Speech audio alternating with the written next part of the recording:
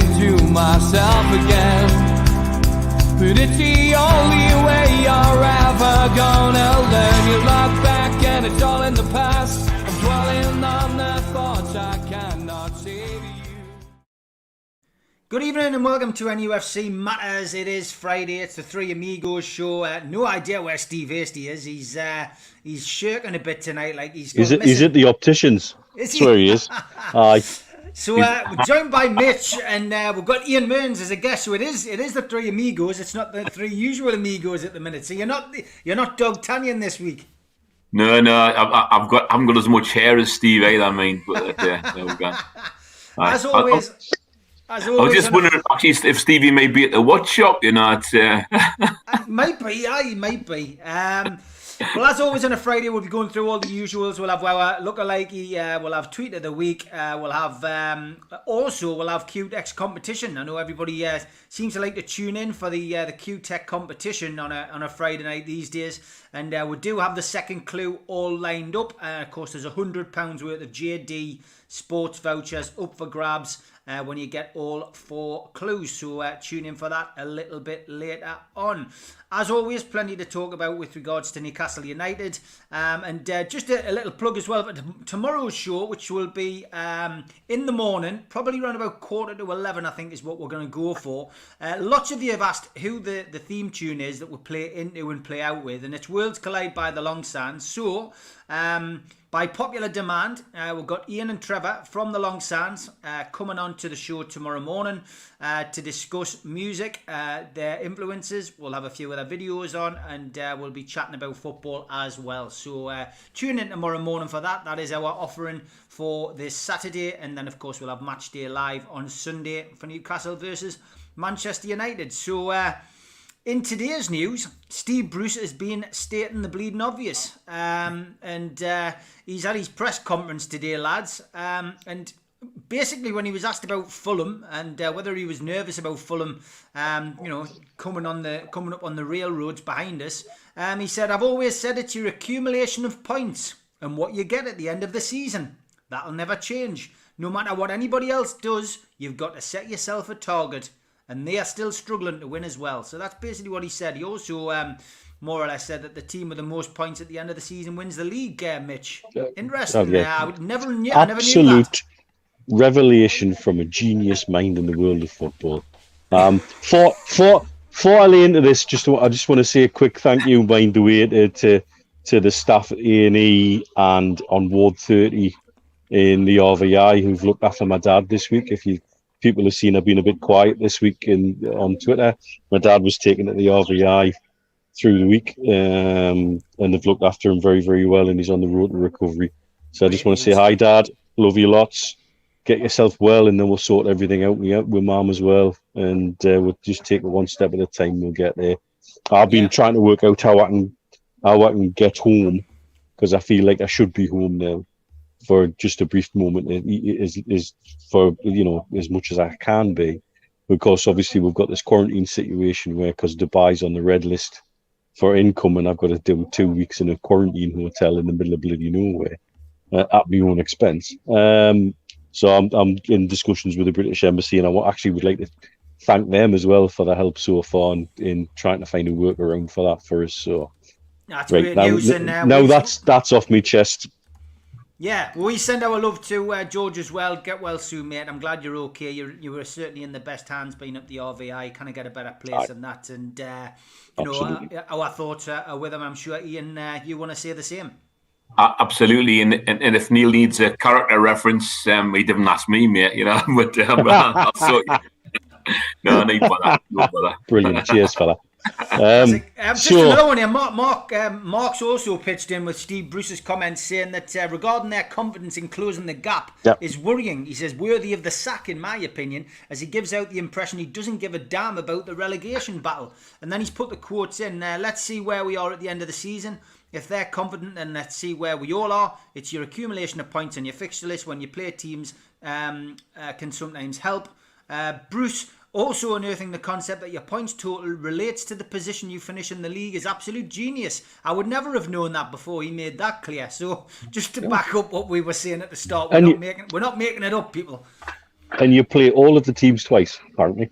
Oh, well, there you go. Another There you gem. go. You know, I mean, honestly, really, if you compare the way Parker's talking in his press conferences to Bruce, it's chalk and cheese.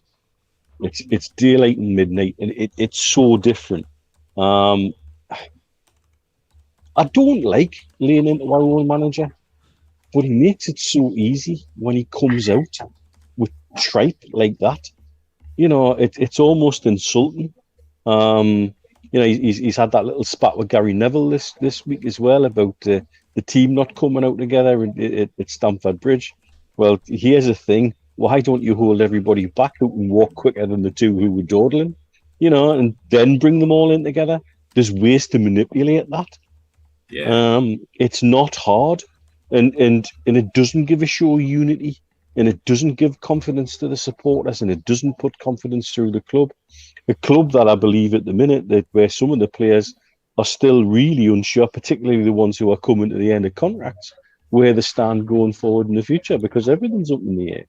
But back to what Bruce has said, I mean, what's he going to come out with next? The religion of the Pope, where bears crap.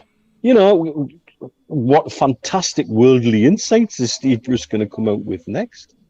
And it's insulting, Steve. It's insulting, and it's insulting along the lines of telling us that we're making progress when we had 2 draws in 11 games, is what points out come. It's as insulting my football intelligence when he runs around making positions up like 2 false 10s.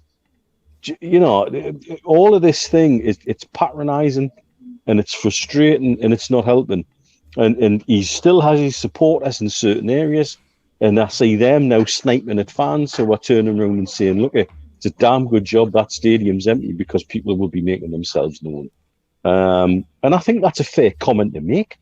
If that ground had not even 50,000, if it had 40,000 in it, the atmosphere would be vile. It would be toxic right now, because would be responding to crass comments like that are ill thought at best and insulting.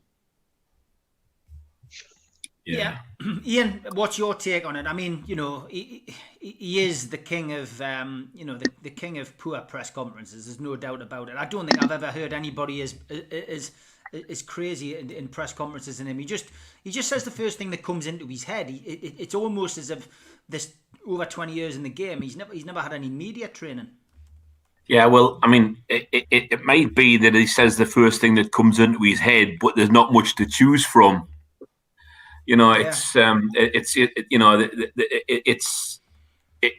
his head hasn't got much in there to choose from, is what I'm saying. You know, in terms of, you know, what's he going to come up with next? Or the league would look different if it was still 2 points per game. You know, and Fulham's had all these draws, and you know, I mean, you know, come on. You know, we all know what the competition's based upon. You know, it's like stating the bleeding obvious. You know what I mean? It's you know, it's gauche. You know, it's awful. You know, it's banal. You know, I mean, oh God, it's frustrating from the perspective of Newcastle fans who've been watching for a long time. And look, you know, we all know that some of our favourite managers, you know, over the years have had the occasion to actually say things which were, you know, inappropriate or not quite, you know, like a malapropism or whatever. But, you know, for goodness sake, he just comes out with it time after time after time. And, you know, I actually do wonder about the intellectual capacity of somebody like that in a league where you've got some of the best managers in the world competing against you, and you're looking at someone who, with that level of intellectual capacity. And look, I'm not a genius, for goodness sake, but I really do wonder when it comes to actually talking to the press and media, because that says so much. You know, for goodness sake, the other Premier League managers must kind of look at his press conferences and think, well, if that's what I'm up against, I think I can probably outsmart this one. Like, Yeah, I mean, Mark Byers has just said there as well. Steve Bruce stated that Fulham had a win in midweek when they actually drew. He says it tells you all they need to know about this inept fraud. I think he's a details man now. He's obviously a details man. That's right. It's crazy. It really is. And this guy's in charge of our football club, and we've got to have faith in him to keep us up, which I clearly don't. And I know a lot of people share the same view. Chippers is talking football here. He says, "Tell me why Bruce said today Gayle is capable of getting us a goal. Then he shoves him out to the right wing for 65 minutes on Monday. Anyone with common sense would play him through the middle, surely." I mean, it's down to football again, Mitch, isn't it? He's not doing... That tells me he's going on the bench the next game. Yeah. He's capable of getting a goal if I throw him on in the last 20 minutes. You might as well finish that sentence with those words. Yeah. God, I bet he'd be a rubbish poker player. I'm telling you now, I'll be amazed if Gayle starts giving that statement. He's capable of getting a goal. Yeah, he is. He absolutely is. And you've never used him enough to show with that. And then sticking him out on the right wing for the way he did, it shows how much we miss Wilson and Wilson's work rate and his ability to get into those positions. Wilson does that naturally. Gayle had to be told to do that. But Gale's natural game is on the heels of a central defender up front, and he doesn't do that kind of movement. And I think that's a real good comment. If you're going to go 4-3-3 again, we're just playing into their hands. We've got to do something that fits the players we've got at our disposal and how they can be utilised. And if that means returning to a back five or three with two wing backs, whatever, I think I'd be more comfortable with that, given the fact that I'm not comfortable anymore with Kraft as a right back. So for me, you might as well go to a back three and have Murphy or whoever else plays, right wing back. Hey, Mr. Hasty. The late Mr. Hasty. I tell you what, you're getting as bad as the Newcastle team. You leave me, Mitch, and Ian to walk out ahead, and then you're traipsing behind. Gary Neville's not going to be very happy with this, Steve. Exactly. It's a 5-minute walk from the gymnasium in Chelsea. It is cold out there. Yeah, mate, give us a chance. Well, I mean, to be fair, Steve, we should have waited for you. That's true. Well, I was, I was chatting to my agent. I was going to see the agent. There's a move, but there's nothing on, so I'm stuck now. I can give you a few places, Steve, you can go to. That's for certain. But good to have you on. But obviously, we're just talking about. We've already talked about Bruce's press conference, which was another one of those unique press conferences. So we'll come to you next on the two things that we've spoken about so far. First of all, Bruce's stuff today was stuff of genius, wasn't it? That the team with the most points wins the league. I mean, no, you don't say. But we're also talking. Chippers has also brought up the point about Gayle. Saying that he's capable of getting us a goal. Well, Mitch has just said. He feels that means he's probably going to be on the bench, and he'll probably bring him on, to give him a chance to score in the last 10 or 15 minutes. But give us your take on the press conference today and on Dwight Gayle's situation. Well, on what Chip has just said there, he is capable of getting a goal, but to get a goal, he's going to have to play inside the box. There's no point in having him stuck out on the right wing, taking throw-ins and stuff like that. I mean, it's just crazy. I mean, if you wanted to talk about that, we could be on for a full 2 hours about the way that he was set up and the team that he put out, or the manner in which the team performed. But as regards to press conference, he's just becoming more and more sort of crazy every week now, isn't it? More delusional, more sort of off the wall. It's like talking about other people, not talking about himself, not bigging up his team, bigging up the opposition seems to be just par for the course with him now, which I quite frankly don't understand. And then goes into this defensive mode. Unfortunately, it's the only defensive mode that he has any inkling about, because he has no defensive mode in terms of being able to organise a defence at Newcastle United. Quite frankly, it's just I'm bamboozled by what's going on in his head. Totally bamboozled. we could, like I say, we could talk all day about the teams that he puts out. We'll probably cover that in the next sort of what's left, an hour and 45, I'm sure. Yeah, I mean, look, it's one of those situations, Steve, where we grow accustomed to Steve Bruce coming out with inane rubbish. So from well, we do. I mean, it's become part of his remit now to say something daft, and the media are now reporting it more and more and more. We Steve, hear it. I never thought I'd ever hear somebody come out with more rubbish than the stuff that Pardew did towards the end of his reign. He makes Pardew look bearable. Oh, when Pardew was saying the ball was too round and the grass was too long, and the crowd scored too early. Yeah, scored too early, and the crowd got a bit overexcited. Well, there you go. I never thought I'd hear anybody top that, but we have. And today it got worse for me. That tripe that he came out with today. Like I said, it's like, hi Steve, what religion's the Pope? Can you give us an absolute shining insight into that, please? Because it's just ridiculous. It is. The football side of things, Ian. I mean, the Dwight Gayle thing. It's crazy. He got his formation wrong. I was speaking to Super Mac and Gibbo about it last night, and I said, Bruce has been hit with 3 bad injuries to 3 key players. It looks as if he's just trying to throw these people in, and he hasn't really given it any thought, Oh, he's getting his are you getting the tea order in? I'm getting a beer in. Oh, you're getting the beer in. That's it. Brilliant. Get your priorities right, lad. Yeah, I mean, I just think with Dwight Gayle, we didn't play him in the right position. Why play him out on the right? Yeah, you've got it. Why play him out on the right? Why play him on the right, Ian? Well, I mean,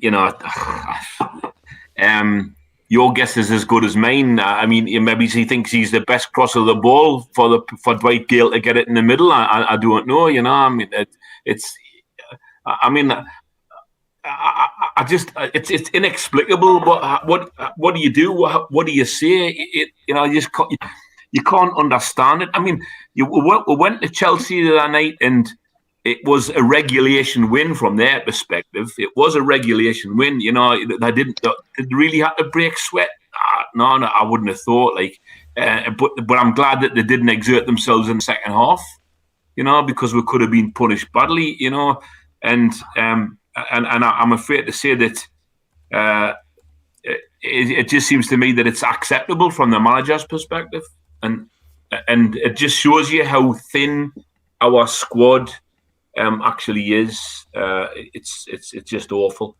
What I can't understand, guys, is when you're going to Chelsea, you're not doing your homework on the opposition, and it's become blatantly obvious that Bruce and his backroom staff never do anything in terms of looking at the opposition and working out how they're going to line up and how they're going to perform and what their tactics are going to be.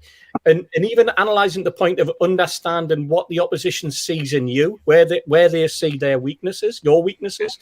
I mean, it was obvious that the weaknesses from the first 5 minutes, it was obvious to anyone watching that game who's got anything to do with black and white, that Kraft was going to be that target. That they were going to play Werner the way that he did, which was just going to put pressure on a kid who, quite frankly, cannot defend, has no idea as a fullback. I just don't understand how you can be a fullback that can probably spend the entire game just standing off your man and giving him 5, 10, 15 yard start on you. To me, a fullback, if the ball's played out to the likes of Werner or somebody like that, then the first thing that the fullback should be there, ready to hit him as soon as the ball. But instead, if you back off and you give him 15, 20 yards space, that gives him the time to compose himself. You're then coming towards him, and you've got only one option because he's going to knock the ball past you and run at you. So you're then going to have to not only try and tackle him or try and block him, but you're also going to have to backtrack with him. And you're doing all of that.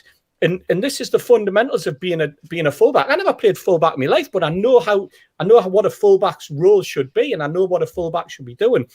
And then when it comes to the point where the guy's going to put the cross in, that's where you're expecting him to at least have the cover from your midfielder. So when your fullback goes out and he does manage to beat the fullback, that the winger does, or the wide man, then your midfielders there is the second role, a second point of contact, if you like. But the way that we lined up, and I don't know whether he decided to play so narrow, and we can get on to Lascelles later on if we want to, and I'm sure we will, in terms of what that narrowness does for it. But the play so narrow, and then to have Gayle up front and pushing him and getting him to pull out wide. Gayle is not a Wilson. Gayle is not a type of striker who can drag a defender anyway. Rudiger just sat there and went, you know what? If Gale's going to go right, I'm just going to stand here and I'm just going to pass him on, and just pass him on to the fullback. I'll pass him on to whoever was playing right, because I know that if he goes out there, I can then just concentrate on my game, and whoever I think is going to come forward into that slot that the space he's trying to make. Newcastle, the way we defend, you can guarantee that if the opposition striker was doing that to us, then both Clark and Lascelles would have gone with him. Yeah. And would have put three wide.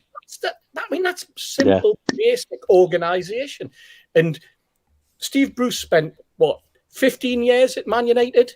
We were told he was the best central defender that never gained an England cap. England, yeah. I'm beginning to realise why. I'm beginning to doubt what was said all the way through the 80s and early 90s about him. Yep. Because quite frankly, we're seeing none of it. He cannot coach a defence. There was a time in the 80s, 90s where Bruce and Pallister, everybody said, why aren't they the England centre-back pairing as well?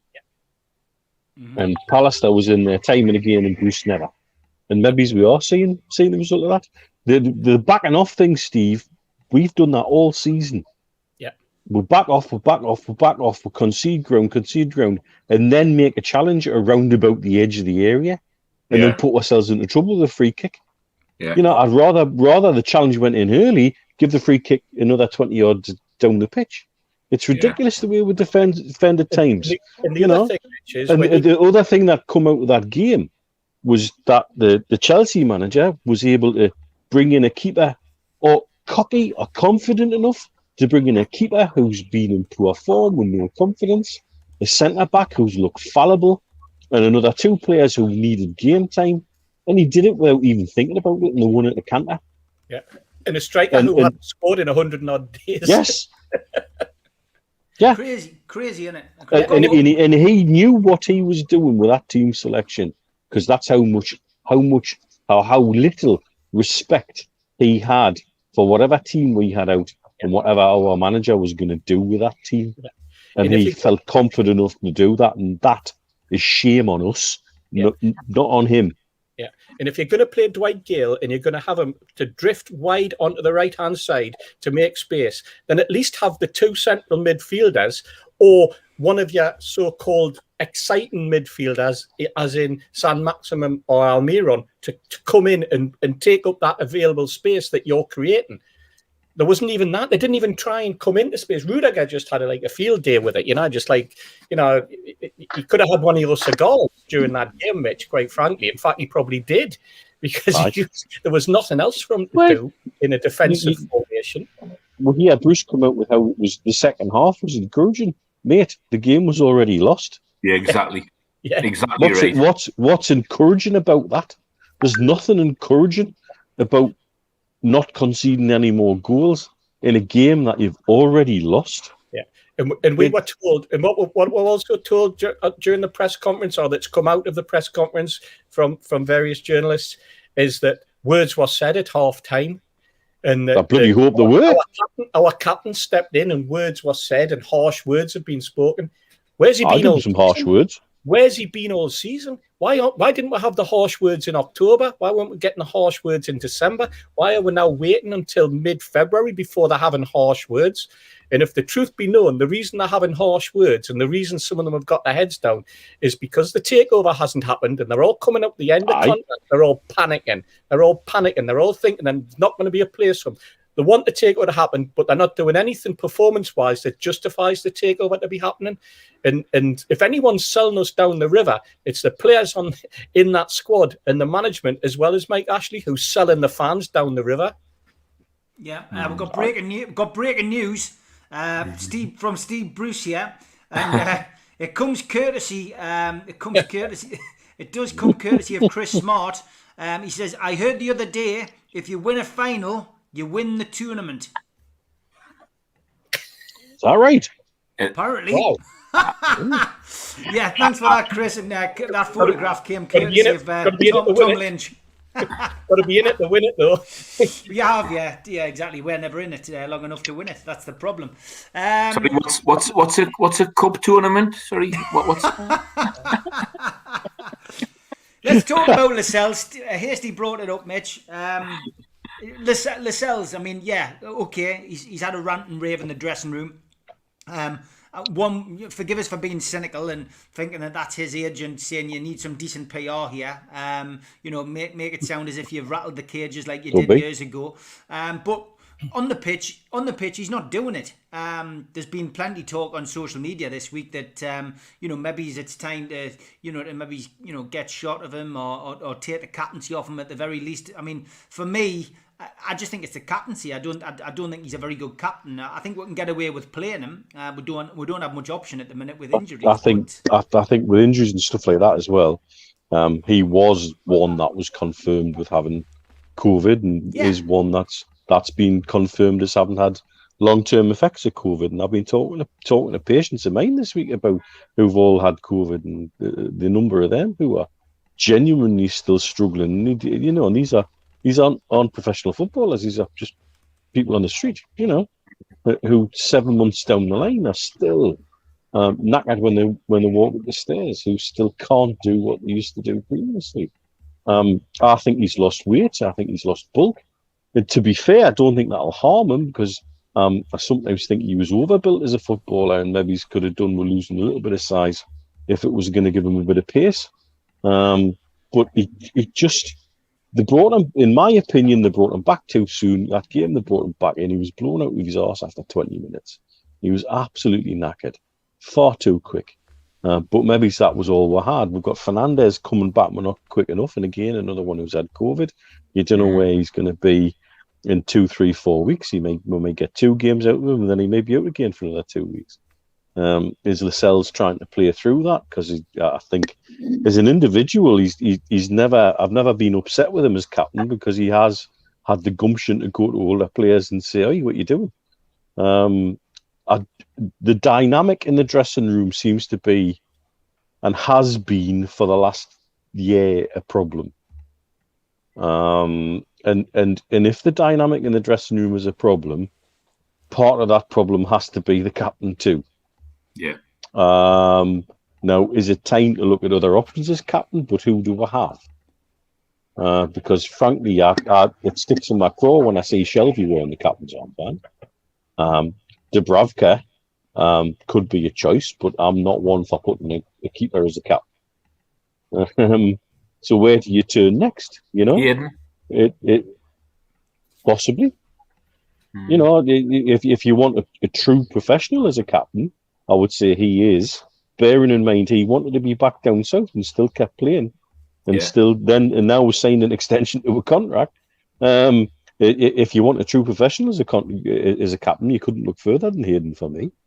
I don't know whether certain things have gone on in the dressing room that has created little factions amongst the players, and that needs to be sorted out. And again, I don't think we've got a manager who would do that. I think he'd have trouble choosing what he wanted from the chicken, to be fair. Everything. And again, I hate this. So I hate the fact that we're sitting having a go, but it's in front of our eyes where the problems are, and we're not stupid. We can see where the problems are. And is Lascelles part of the problem, or is he part of the solution? I would like to really hope, that Jamal Lascelles is part of the solution. Okay, Steve, you wanted to talk about Lascelles. What's your take on the captain? Yeah, I agree with Mitch entirely in that question. Is he part of the problem, or is he part of the solution?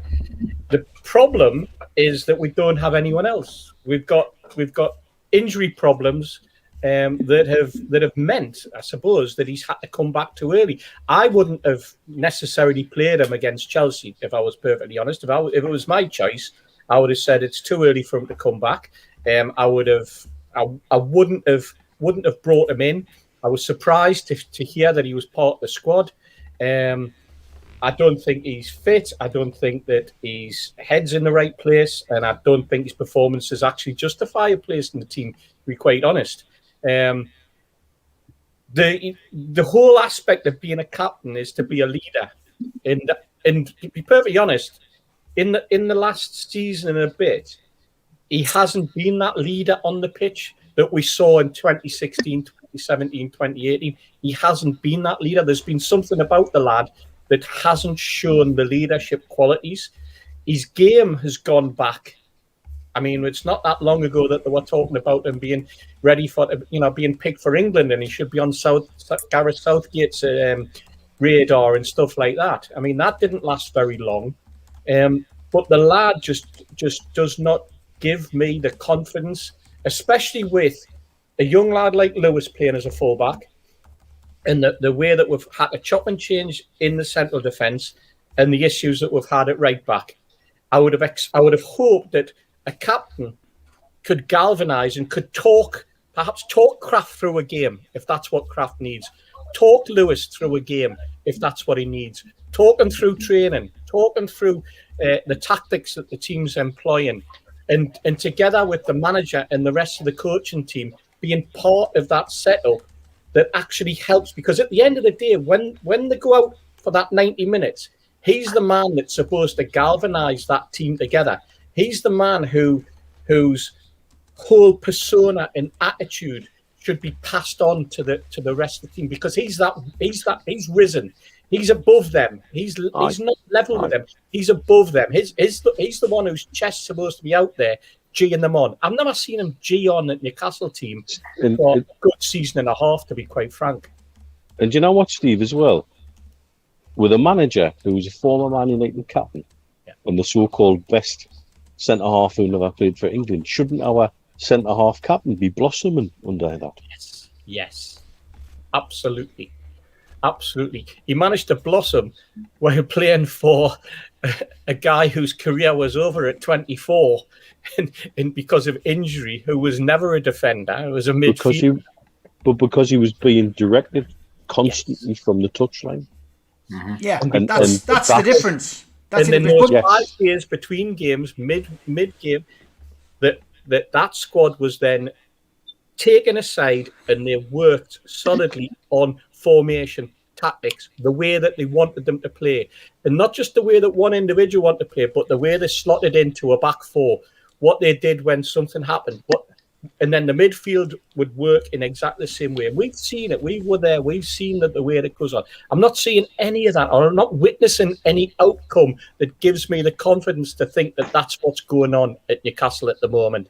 It's almost, and I hate to say it, but it's almost as though it's a Sunday league team that don't meet until Sunday, and then they turn up, and then it's the case of, well, who was out clubbing last night and didn't quite make it? Who wasn't at? And I mean, Steve, you managed a Sunday league. I used to pick the lads who'd been clubbing, to be honest. Well, yes, because they were still awake. Yeah. I remember with me and my pals and the teams that we played for. And I remember once we always used to meet at the centre at the fire station. Had to be at the fire station for about 9:15, and that's where you were, and that's when the lads with cars would arrive, and they would take you to wherever we were playing, whether we were playing in Kenton or Winlayton or wherever it happened to be. And I remember one particular Sunday turning up and seeing this white BMW, and he just kept doing laps of the fire station. He kept going around, coming back down Worsley Street and round again. And it wasn't until one of the lads spotted him as he hung himself out the window for about the 20th time, but it was Mickey Quinn. Brilliant. It G'd up though. It got with G'd up. They thought that Mickey Quinn was still on the lash, and he was driving around and with his pals, and he's hanging out the side of the window. But you know what I mean? It's like, what I'm getting at is that you pick that the lads on a Sunday, it appears that we seem to have almost a Sunday league mentality. The way that they walked out, and their excuses that they had to walk for 3 minutes from the gymnasium or from the health club where you're supposed to be getting changed. I mean, what's that all about? Where's the leadership there? Why, what did that say? Before, Steve. You just stop them all at the bloody door until the door does catch up. Yeah. It's not hard, is it? Yeah. And we wonder it's why not rocket science. Is standing there going like this to the fourth official, and why their players are standing around in the freezing cold going, what's going on? And then we come strolling out, and then we're led to believe that's because there's been words said in the change room. I tell you what, the body language didn't give you any impression that words had been said in the dressing room. If I'm going to be perfectly frank, it sounds like the sort of excuse that you would come out with when you're scrambling around looking for excuses, and you come out with something that makes it appear that something else is going on, and that somebody said to me, the performance in the second half was far better. But Ian summed it up 5 minutes ago when he said, because we were beaten by then. They were in total 100% control, for God's sake. And our manager's still standing there going, thought we did well in the second half. We got beat 2-0, mate. We're 2-0 down at the start of the second half. It was, I mean, did we get a point for playing 0-0 in the second half? Like, no, we didn't. No, that doesn't work that way. I'm afraid, like. Yeah, there's no column on the Premier League table that says tried hard. Yeah, extra point. Aye. What's your take on Lascelles? What's your take on Lascelles? I think he's an adequate player. I don't think he's a leader. I've got nothing against the lad, but the trouble is he's got the captain's armband, and I'm afraid to say I don't think that in the position that we're in, given the fact that we're really managerless, that you need somebody with a bit of Gayle, and who's going to lead by experience, but also by practice. It's someone who's going to actually show the way how to play on the pitch. And somebody said in the comments earlier on, Hayden, and I think Neil, I think Hayden would probably be someone who would lead from the front. Absolutely. I mean, look, agreed. I know that the captaincy in cricket can often have a big impact on players, and in terms of their form and that, and possibly that's something that's happened to Lascelles. But I think it's been going on too long, and I think therefore a change of captaincy. And possibly using Hayden, leading by example, would be a positive move at the moment. But look, that's nothing against Lascelles as an individual.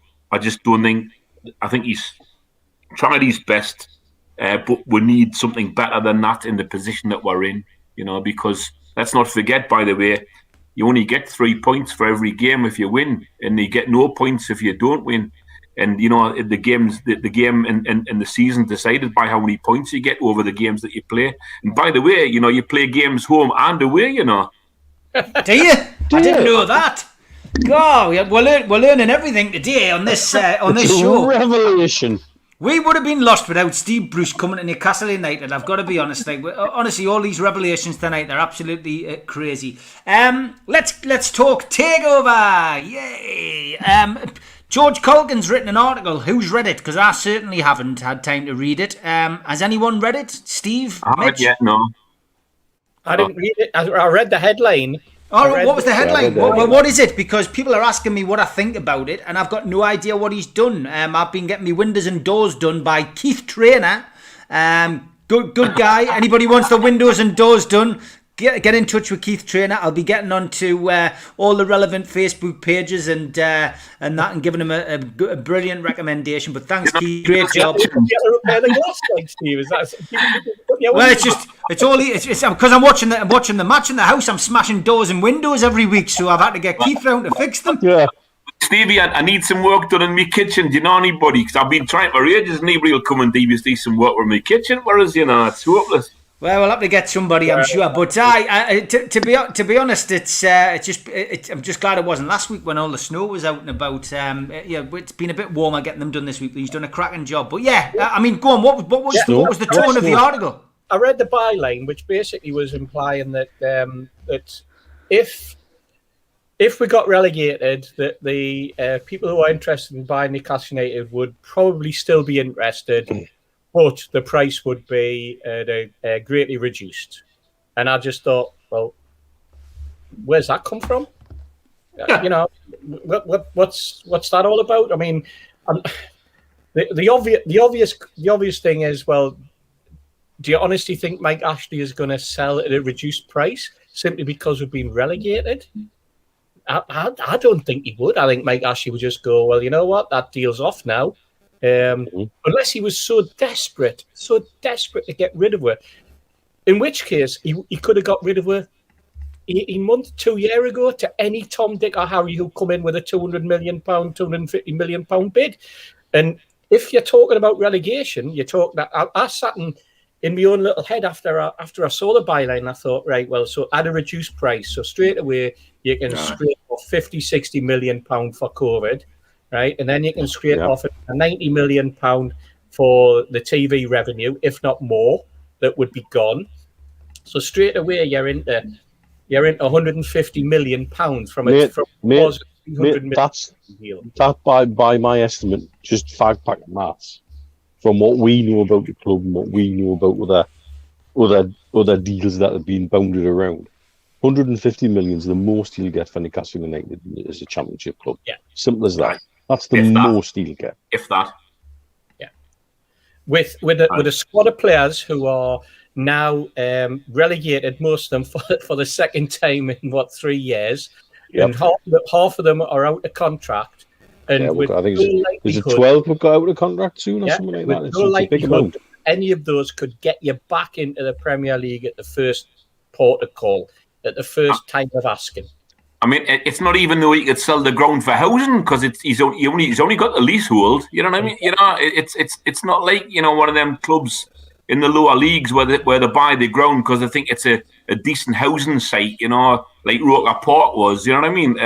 You know, it's just not like that. I mean, honestly, the assets. What are the assets of the club?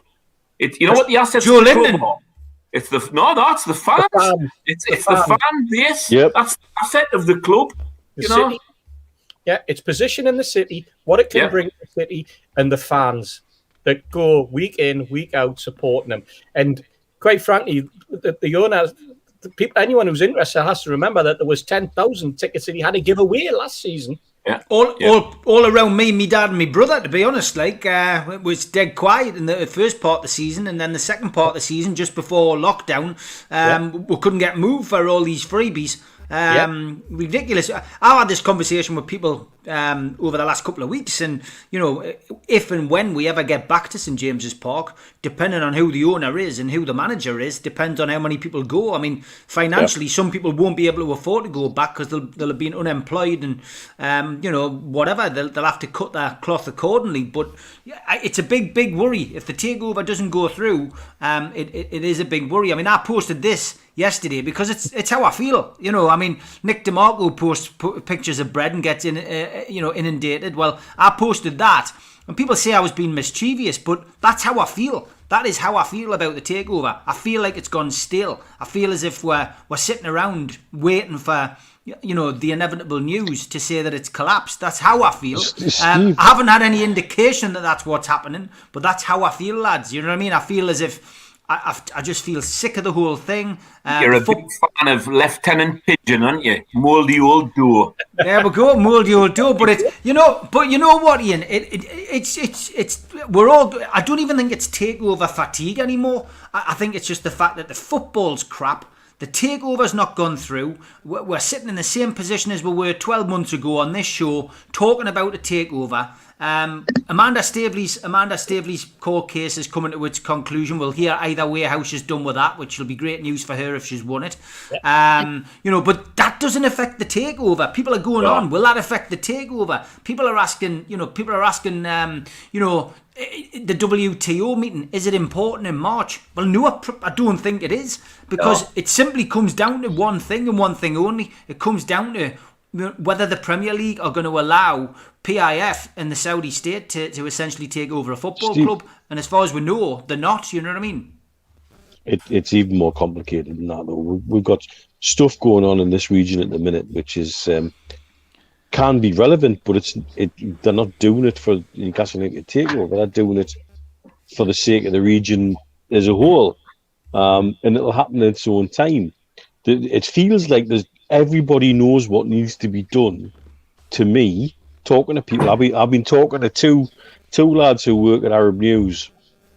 You can probably work out who they are if you go through Twitter.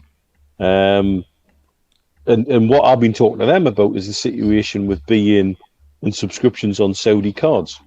Who's blocking what? beIN is now freely available across Saudi, 100%. But it only goes through if you don't use a Saudi credit card or debit card to buy it. So the question is, who is blocking that? Is it the Saudi banks or is it beIN themselves? Because that's significant. That's certainly significant from a piracy point of view. You know? And nobody can give us an answer on that. I've had two lads at Arab News working on that for the last 3-4 weeks, trying to get some clarification on why some of these payments are bouncing and some are going through. And it doesn't seem to make sense. And it feels like it's a one big Mexican standoff. And everybody knows what needs to happen. Everybody knows what needs to be done. And nobody wants to make the first move. And so that's another layer of complexity in there. With regards to interest after relegation, do you know what? Newcastle United is a championship team, excuse me, potentially at 120 million or something like that. Yes. Probably the biggest value proposition in the entire football league pyramid. So anybody, if they're interested in investing in a team for the future and building, we're an absolute big opportunity. But the big question is Mike Ashley that desperate to get rid of Newcastle United that he'll take the lower offer? And my suggestion would be no, he's not. Because we know in the last 3 months they've had another 3 or 4 offers. But the offers that are coming in now are way below what's sat on the table with PCP, PIF, etc. And Mike Ashley wants that deal. Why? Because it's his last chance to get over £300 million for the Newcastle United Football Club. And it is his last chance. It's absolutely his last chance. And that's why he's all in for it. Mike Ashley hasn't suddenly become an altruistic soul that wants to do the best for Newcastle United, because he never was and he never will be.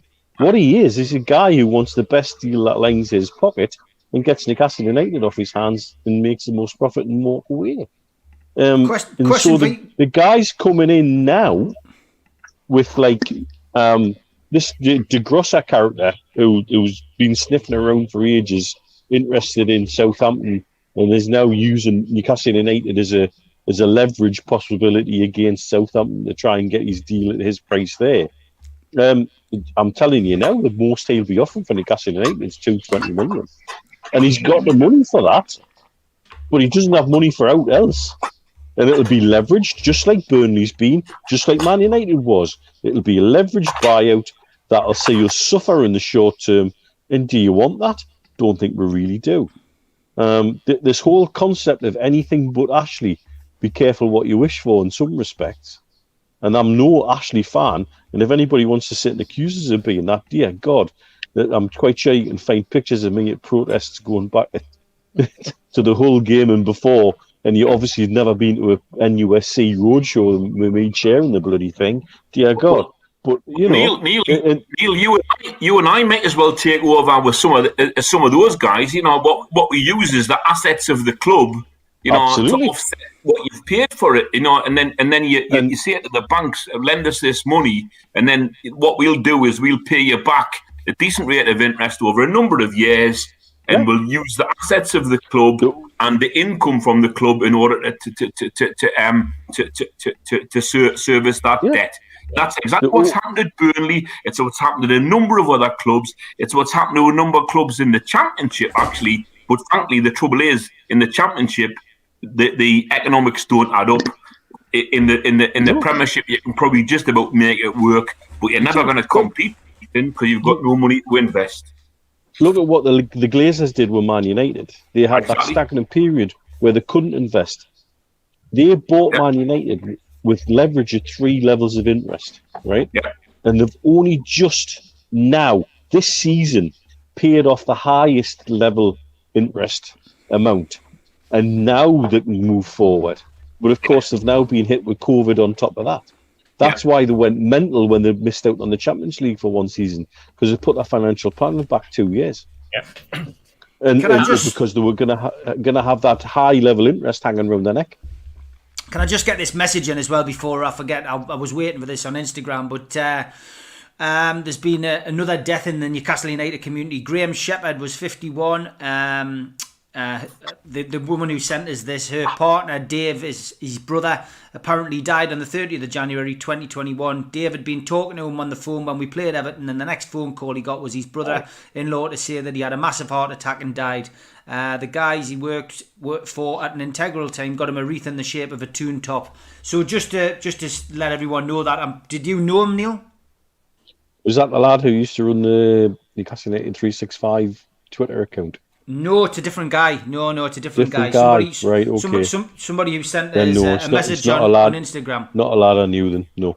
Yeah. So it's Graham Shepherd it was. So rest in peace, Graham, and our thoughts with the family. And as you've rightly pointed out, another Twitter user, Newcastle 365, I didn't know the person at all, but again, someone else who's passed away. So it's not been good. One through ill health and another one through mental struggles. So again, something which we've talked about on the show many times, but not nice, hard time for everybody. And like we said, back in 2020, pick up the phone a friend. Do it each day if you can. Just think of somebody you haven't spoken to for a while and give them a call. You might just be ringing them at the right time. Steve, this takeover situation is just dragging on. I mean, and as I say, I think you can understand why I feel like that. You know what I mean? It's something which we've talked about all the time. And look, the negativity on the timeline, especially Twitter, is, for me, it's died down. I've got to be honest. Since the documentary was done and since I've vented me spleen about it, the negativity, there is still negativity out there, of course, but I just think, a lot of people are just, sick and tired of it. And the football doesn't help, Steve. If the football was positive, then I think we'd all feel a lot better. But I think we're all just feeling the same, We're all feeling dejected and neglected, I think. You know what's interesting is when we've now got people in the media, right? We've got people in Sky, we've got people in BBC, and we've got people in BT who are telling us that some of the players that are putting performances in at the moment are actually doing better because there's no fans in the ground. And I was like, what? They're playing without pressure. I've seen a number of articles, a number of suggestions that certain players in the Premier League are playing better because they're not under the pressure that would have been instilled. And I know we've talked about the pressure that would be there with Newcastle players if we'd all been in the ground, and certainly the pressure that would have been on Steve Bruce if we'd been in the ground. But to hear that professional footballers are actually preferring Steve performing better because there's nobody there watching them, I'm gobsmacked, quite frankly. Steve, we've had this for years. Yeah. Let's talk about Shola. Now, I've got a huge soft spot for Shola because, like you, we both know the family. And I find it very hard to be critical of Shola. But how many managers said he was the best player on the training pitch? Time in, time out. Could do anything, could do everything. Great player, proper pro, has got it all. And then stick him in front of 52,000 and sometimes he just couldn't do it. Yeah. So I get it. But equally, there's another side to that. When Man U lost at home 6-1 to Tottenham last season, if that had been a full Old Trafford, would they have lost 6-1? Yeah. Nah. Not a chance. Not a chance. There's no way that fan base, that crowd, would have allowed that to happen. because they would have either gotten their own team's backs and brought them up, or they would have actually backed their own team. It maybe is 2-1 or 3-1 down. But that team, I haven't watched the game. They just degenerated into something like a training game. Yeah. They just didn't care anymore. And so there are obviously some players who do prefer to have an empty stadium. And I think there are, Steve, and I think we've seen some of them ourselves. That would be how many players do you hear are great in training and then they just don't cut it. Yeah, I'm just wondering as well, though, Neil. I'm just wondering, Neil. Because every game now is shown live somewhere. But prior to this, some games were just like highlights, and the thing is now, where do players hide in that sort of scenario? They can't, can they? It's a different. It's a different setup. And so to say they feel more relieved because there's no players, nobody in the ground, I think that's rubbish. Because you're right, they can't hide. I tell you what, Alan Maximum managed to hide on the first half on Monday night, mind. I'm not being funny, but he managed to hide for the 60-odd minutes. Steve, he might not have participated in the game, but he couldn't hide. People knew that he wasn't doing it. It's a thing, like. Yeah, but he wasn't getting the boos and jeers of anyone down in the East Stand, was he? When he wasn't performing, because he also isn't getting the lift that he would get from people in the Gallagher and Leazes and East Stand and West Stand if he was playing. But Stevie, you didn't tend to get the boos of the East Stand when you're playing in an away game at Stamford Bridge, mate. No, I that one. But you would certainly have got the boost from the lads who were in the corner, because his performance was pretty poor. You're talking takeovers.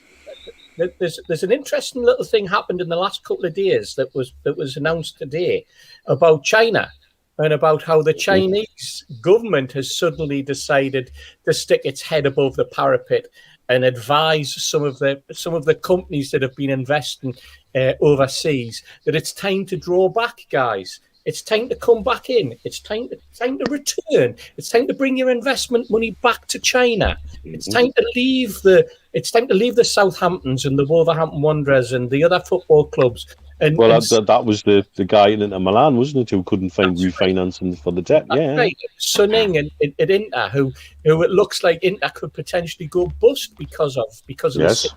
Now, the reason I'm bringing that in is because we get told that we can't have PIF because they could be influenced by the Saudi government, right? The Saudi government could be putting money in, and the Saudi government could be influencing what goes on.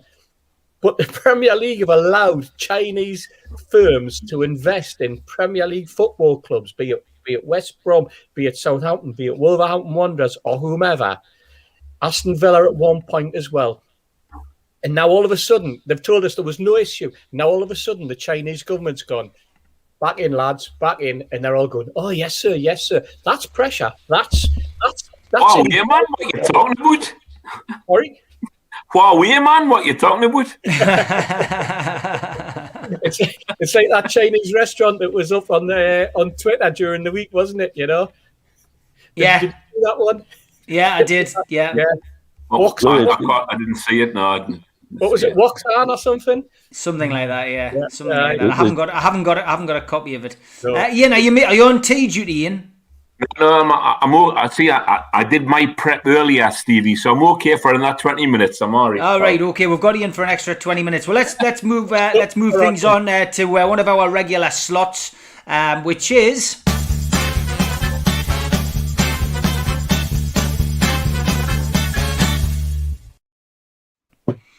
As always, Neil Mitchell spends hours locked in a dark room going through various photographs of people and trying to compare them. Personal life, Steve. Oh, sorry, mate. Sorry. Yeah.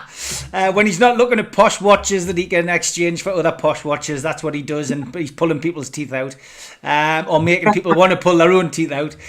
This is what he does, and this is it, you swine, you. And this is his offering of this week, which I thought was quite good. There we go. Lee Charnley and Harry Hill. I've been sent this so many times this week, and it is one that always makes me chuckle every time. But the big question is, where is Lee Charnley? Exactly. Yes. And the big question is, would these two fight, do you think? They might. Maybe one way to sort it out. If they're ever seen in the same room at the same time.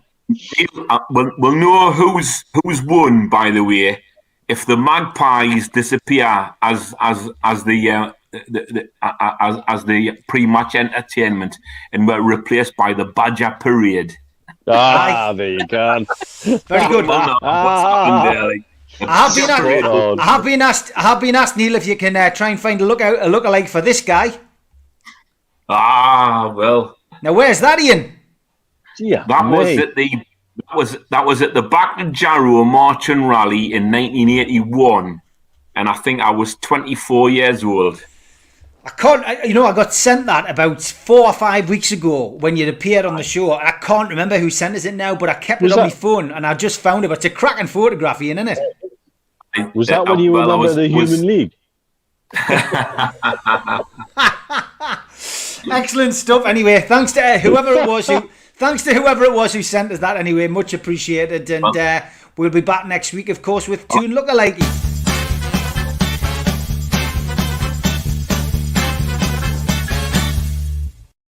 I can tell you something, Neil. I wasn't working as a waitress in a cocktail bar when I did that. Excellent. Moving on swiftly, let's talk Dubravka Darlow. The Chronicle runs a story tonight, Neil, saying that Dubravka's not happy that he's lost his place. And he can't get back in. Lots of people on the timeline this week have suggested that Dubravka should be back in. In fact, the girls were quite vociferous on Monday night, saying that Dubravka would be more commanding in the area. It would make a decent voice in the back four. So, what's your take? Is Dubravka due a recall now? Well, we had this discussion. What was it, 2 weeks ago? And I made my position very clear. If he's the number one and he's fit, he should be in the team. And I don't care how well Darlow's done. If he's number one and he's fit, he's in the side. Simple as that. And you say to Darlow, you've done your job as the backup to the number one. You've actually exceeded our expectations, and thank you for that. But when number one's back and he's fit, he goes straight in the team. End. Yeah. And that's what it should be. And again, I don't like criticising my own players. I don't like feeling like I'm being harsh. But there's a degree of leadership needed there to look at the situation and say, who is our number one keeper? And Bruce has again alluded to this, I think, today as well, talking about bringing Freddie Woodman's name into the mix. Because when he comes back from Swansea, what we're going to do with him? Because, he's an England under 20 keeper. He's won stuff with England under 20s. Has he developed at Swansea? Because I've not seen anything of him, so I don't know. And if he has, is he in a position to be our number one keeper? And therefore, what do we do with Dubravka and Darlow? And where we're going to be? Are we going to be in the Premier League? Or are we going to be in the Championship? We don't know that yet. But for me, if Dubravka is our number one keeper and he is fit, he goes straight into the side, no matter who's been playing and how well they have been playing. That's the role of a number one. That's the role of a number two. Unless we're playing, to use a phrase from American football, when they do this with running backs, sometimes they've got two running backs of equal quality and they call them 1A and 1B. And if we're going to play a 1A and 1B keeper, that's a different matter. But both those keepers should know that it's 1A and 1B, and it's based on, you've got the shirt and you're performing well and you keep it. But if it's a 1 and a 2 and the number one's fit, he's in. End. Well, Neil, I mean, the thing is, we had a conversation with this a few weeks ago. We did. We did. And I was saying it's time for the manager to make that tough decision to say, look, you've done well, Bunny lad, but what number one is back, get him back in. And I'm afraid to say, though, it now looks like Bruce is in that position where he can't make a decision and therefore he's made one. Aye. You know, that's that position. You know, if you don't make a decision, you've made one. You're left with the status quo with Darlow's in between the posts. But I'm afraid to say, you know, as much as I think he's done a good job, he isn't as good as Dubravka. End of story from my perspective. Steve, has your view on this changed since the last time? I think we all agreed Dubravka should be back in. You know, it's harsh on Darlow, who has not let us down, but you know, Dubravka's the number one keeper. Yeah, I absolutely 100%. That's why, other than during the reign of Kenny Dalglish, Shea Given was number one keeper, and Steve Harper was number two, and got spells in his arse. That's why it's that, because the manager made a decision to say, you know what, you're number one keeper. That's it. That's what happens. I said Kenny Dalglish. I think it was actually Ruud Gullit, wasn't it? But you know where I'm coming from. You've got your number one, your number two. Your number two's there to cover for injury, suspension, whatever it happens to be. But from a perspective, you bring your number one back in when he's fit. The only time that you've ever had an A and a B that I can recall was with England, with Ray Clemence and Peter Shilton. Shilton, yes, absolutely. Well, he alternated for a while, and then eventually the manager came in and went, you know what, we can't have this alternation anymore because it's not good for my defence. Yeah. And it ended. And I think Ray Clemence ended up with 68 caps. At one point, they were virtually level. Ended up with about 68, 70 caps, something like that. Maybe it's a little bit more. Somebody will tell us. And Peter Shilton went on to 125. Yeah, and played till he was 40 odd. Yeah, in fact, he played till he was 50, but for England he was 40 odd. I think 41, something like that. But it's an important position. It's a very, very important position, and I think it as well from a managerial perspective, it sets the tone when you make decisions like that. When a player comes back fit. And it sets the tone for the rest of the squad, because it tells them, you know what, come back in. As long as I'm going to get into this team, the manager. There's nothing to stop the manager turning around after Dubravka's had 3 crap games and going, sorry son, but you're not doing it. You're not pulling up trees. I'm reverting back to me number 2 here. But in terms of the message it sends out, it's important as well. You know, and it also it keeps players on their toes. It keeps them. It does away with that myth that, well, you know, you own the shirt. You know, it's rubbish. Absolute rubbish. The thing is, Steve, though, but you know, bringing Dubravka back is not the be all and end all. You know, it's an improvement in our position, but unfortunately, you know, I think we're in a situation whereby we don't want our goalkeeper to be the one that's making the most saves of any keeper in the Premier League. That's what's been happening in recent past. In the first half of this season, Darlow's been the one that's been making the most saves of any keeper in the Premier League. And last season, Dubravka was the one making the most saves of any keeper in the Premier League. And I've said before on here, that tells you that there's an inherent weakness in front of the keeper, allowing all those shots on target that the keeper's got to make a save. And you know, and I'm glad that we've actually got 2 good goalkeepers, you know, of the caliber that we have. Because I tell you what, we could be in a lot worse position than we are now. But we don't need to be there, man. That's the wrong place to be. It's the wrong place to be. And you know what, Ian? When you're in a situation where your goalkeeper is making saves, it's usually a combination of the fact that your midfield isn't working, so it's allowing people to get into that 25, 30 yards away position to take shots, and it's also a situation where your defence isn't closing down either, so you're caught in a rock in a hard place, and your goalkeeper suddenly becomes not just, as he should be, the last line of defence, but he's literally the last line of defence. He is the only thing that's saving you. And a good goalkeeper is the Manchester City goalkeeper who never makes saves. never. to make a save.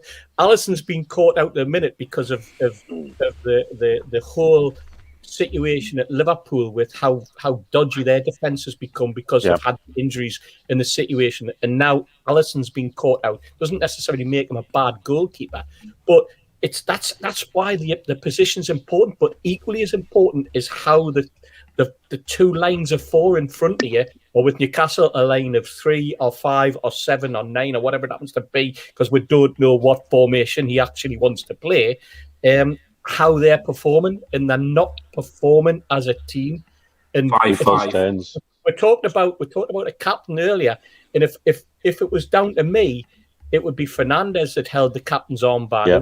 It wouldn't be Hayden or anyone else, but it would be Fernandez if he was fit. Now, again, and Mitch mentioned it before, because of COVID and because of injuries and because of the way that the squad's been managed, whether we call it bad luck or bad coaching, bad management, bad squad rotation, whatever, but it doesn't really matter because there's nothing we can do about it. But that's who I would have, because at least he puts in a shift in the way that I think that a defender should be putting a shift in. And you then sort of, and it all does. At the end of the day, it's all coming down to what's happening on the training pitch. What kind of leadership we're getting from the coaches? What kind of leadership we're getting from the manager? And is Jones falling into that trap now? Is he now part of the problem as well, or is he? 2-3 weeks ago, he was part of the solution. Is he now just formulated as part of the problem? I think the injuries played that part. Losing Callum Wilson was always going to affect us. We all knew that. Look back on the Three Amigos show from the start of the season up until Callum Wilson's injury. What is the one consistent thing we've all said? Us, the people in the chat, everybody who watches the show, any Newcastle fan with half a brain. We need a replacement if Callum Wilson gets it. We need somebody to play alongside Callum Wilson, actually. But we've said it till we're blue in the face. We can see it. But the point is, Steve, you're talking about Callum Wilson being missing. And you know, honestly, like, we've got Carroll and we've got, Gayle, right? For goodness sake, the bottom line in this whole debate is if you had Wilson as your striker and had nobody else and had some money to buy people, would you buy Gayle and Carroll? No, you wouldn't. I wouldn't have had Carroll anywhere near the club. I made it quite clear. That's the bottom line, you know? What they did was spend £40 million on Joelinton. Yeah, well, whatever they spent on him. But he's upset. He's clearly fell out with Gayle for over, whether it's contractual, whatever's happened, it's happened with Gayle. Gale's now done what professional footballers do. He's gone in the huff. He's not playing for Bruce. That's the way it looks to me. I might be completely wrong, of course, but that's my opinion. But it does look as if there's been a big fallout. I'm sorry, I think he's a championship player. I agree. Well, listen, I agree that he is a championship player. He quite clearly scores goals, but he has scored. But he did score. He was, when he came back previously, but he was, he's putting the ball in the back of the net. I would have more faith in Dwight Gayle scoring goals than Joelinton or Andy Carroll in the run-in if he was played through the middle and he was given that opportunity. But to play him on the right and more or less say, well, you're back in the team, you haven't scored, that's what it felt like to me at the weekend.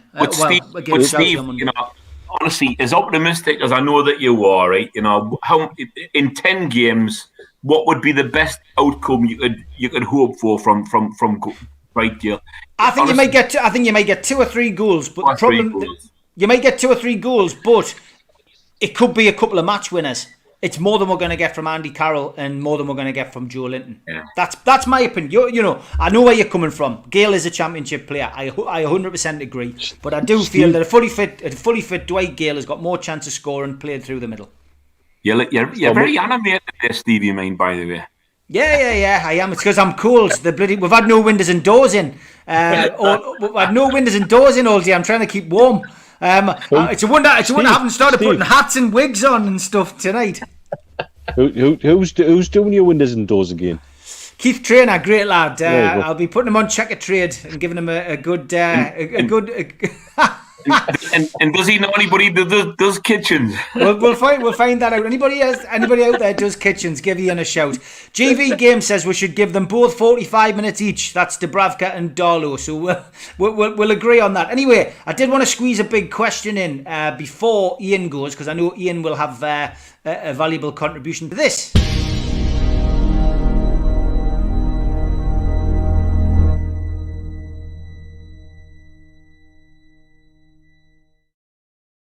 It does. It's like having tinnitus, that last bit. I'm going to have to get that shortened.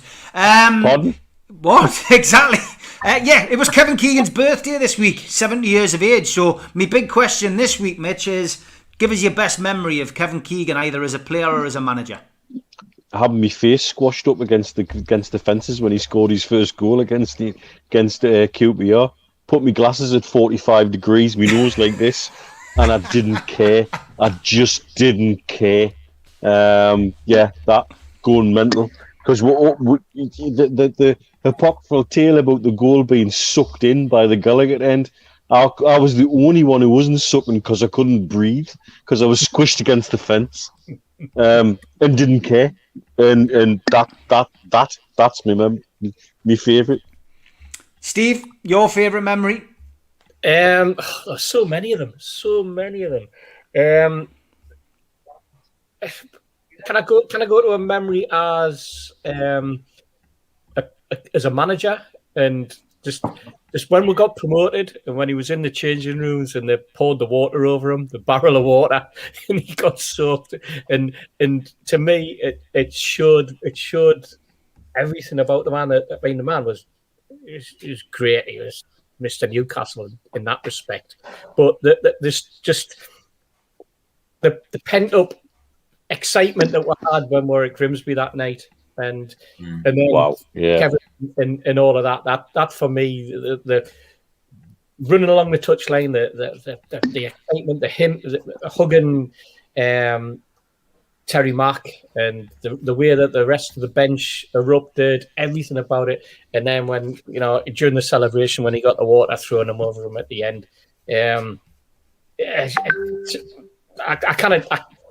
we could be here forever answering things like that, but I'll stick with that one. Good stuff. Your memory, Ian? I'm not going to go for an individual time, but the one thing I would say with Kevin Keegan is he actually cared about the club and about the fans, and he showed that time and time again. And I just think, obviously there were individual occasions. I think was it last home game this season when we beat Leicester 7-1? Yeah, it was 6-0 up at half time. He gave us that, man. He gave us that.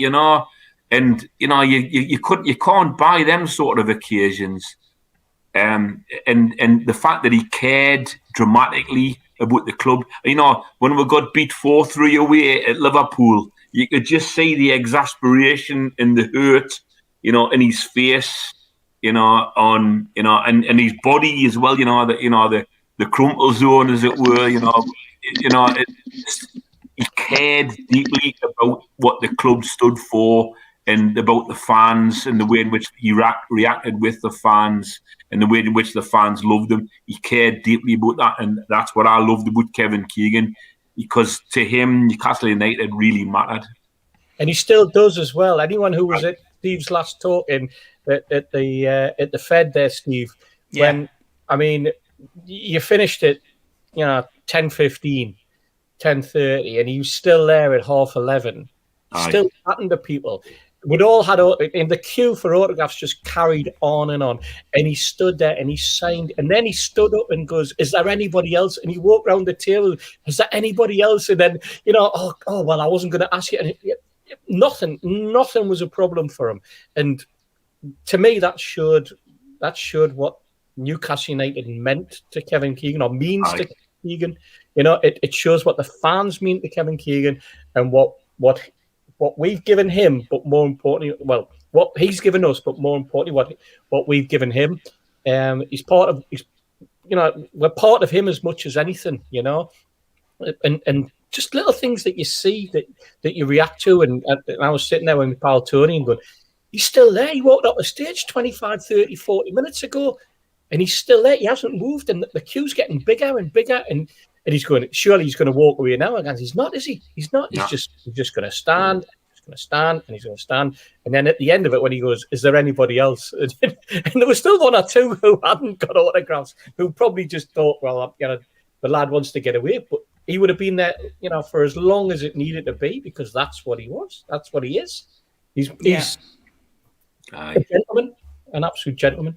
No, he definitely is. And my favourite memory of Kevin was my first memory, really, and it was the 84 game against Liverpool. He's after the Zayn Kev game, and just the time he spent walking around the pitch saying goodbye to everybody, and you know what I mean, just seeing him as a player for one last time at Newcastle United, and as you say, there's that many memories you could pick, but just your first memory is always the one you get, and that helped me fall in love with Newcastle United. That game, it was the first game that I was taken to as a kid, and it's a one that I'll always be thankful for, because it gave us the love of Newcastle United. So thanks Kevin for all the memories. Let's hope after reading the Athletic article last week that maybe there are a few more memories yet to be made if the takeover goes through. But get your messages in. Anyone wants to share their favourite moments? We've still got about 40 minutes left, but that is this week's big question.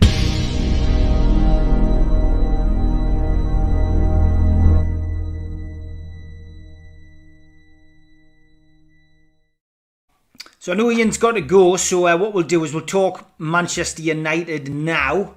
So it gives Ian just a little bit of an opportunity to talk about the forthcoming game. Of course, we play at Old Trafford this Sunday, 7 o'clock kickoff, live on BT Sport. And not a happy hunting ground is the way that I've described it. Team news, of course, Jeff Hendrick returns to the squad following his one-match ban. I knew that would please you, lads. Fabian Schär, Javier Manquillo and Callum Wilson, as we know, are all injured, so aren't available for selection. Fernandes remains unavailable, but could be fit for consideration when Wolves visit St James's Park on Saturday week. Paul Dummett's ongoing hamstring problem may allow him to play some part of the game on Sunday at Old Trafford. Of course, Manchester United were in Europa League action last night. They beat Real Sociedad 4-0 in Turin, and Donny van de Beek, Edison Cavani and Scott McTominay are all doubtful, while Phil Jones and Paul Pogba definitely miss out. Paul Pogba, yeah. Well, that's it. That's probably the way he's played in recent months. He seems to have picked up now. He's got a little bit of quality around him. Referee, of course, is Paul Tierney. That's his second game of the season involving us. The other game was the 0-0 home draw with Liverpool on Boxing Day, and in charge of VAR, or not in charge of VAR, depends on what they feel like, because sometimes it appears that they're not watching the screen, is Stuart Atwell. So, a trip to Old Trafford doesn't often bode well, Ian. So we'll come to you first, because I know you need to get off.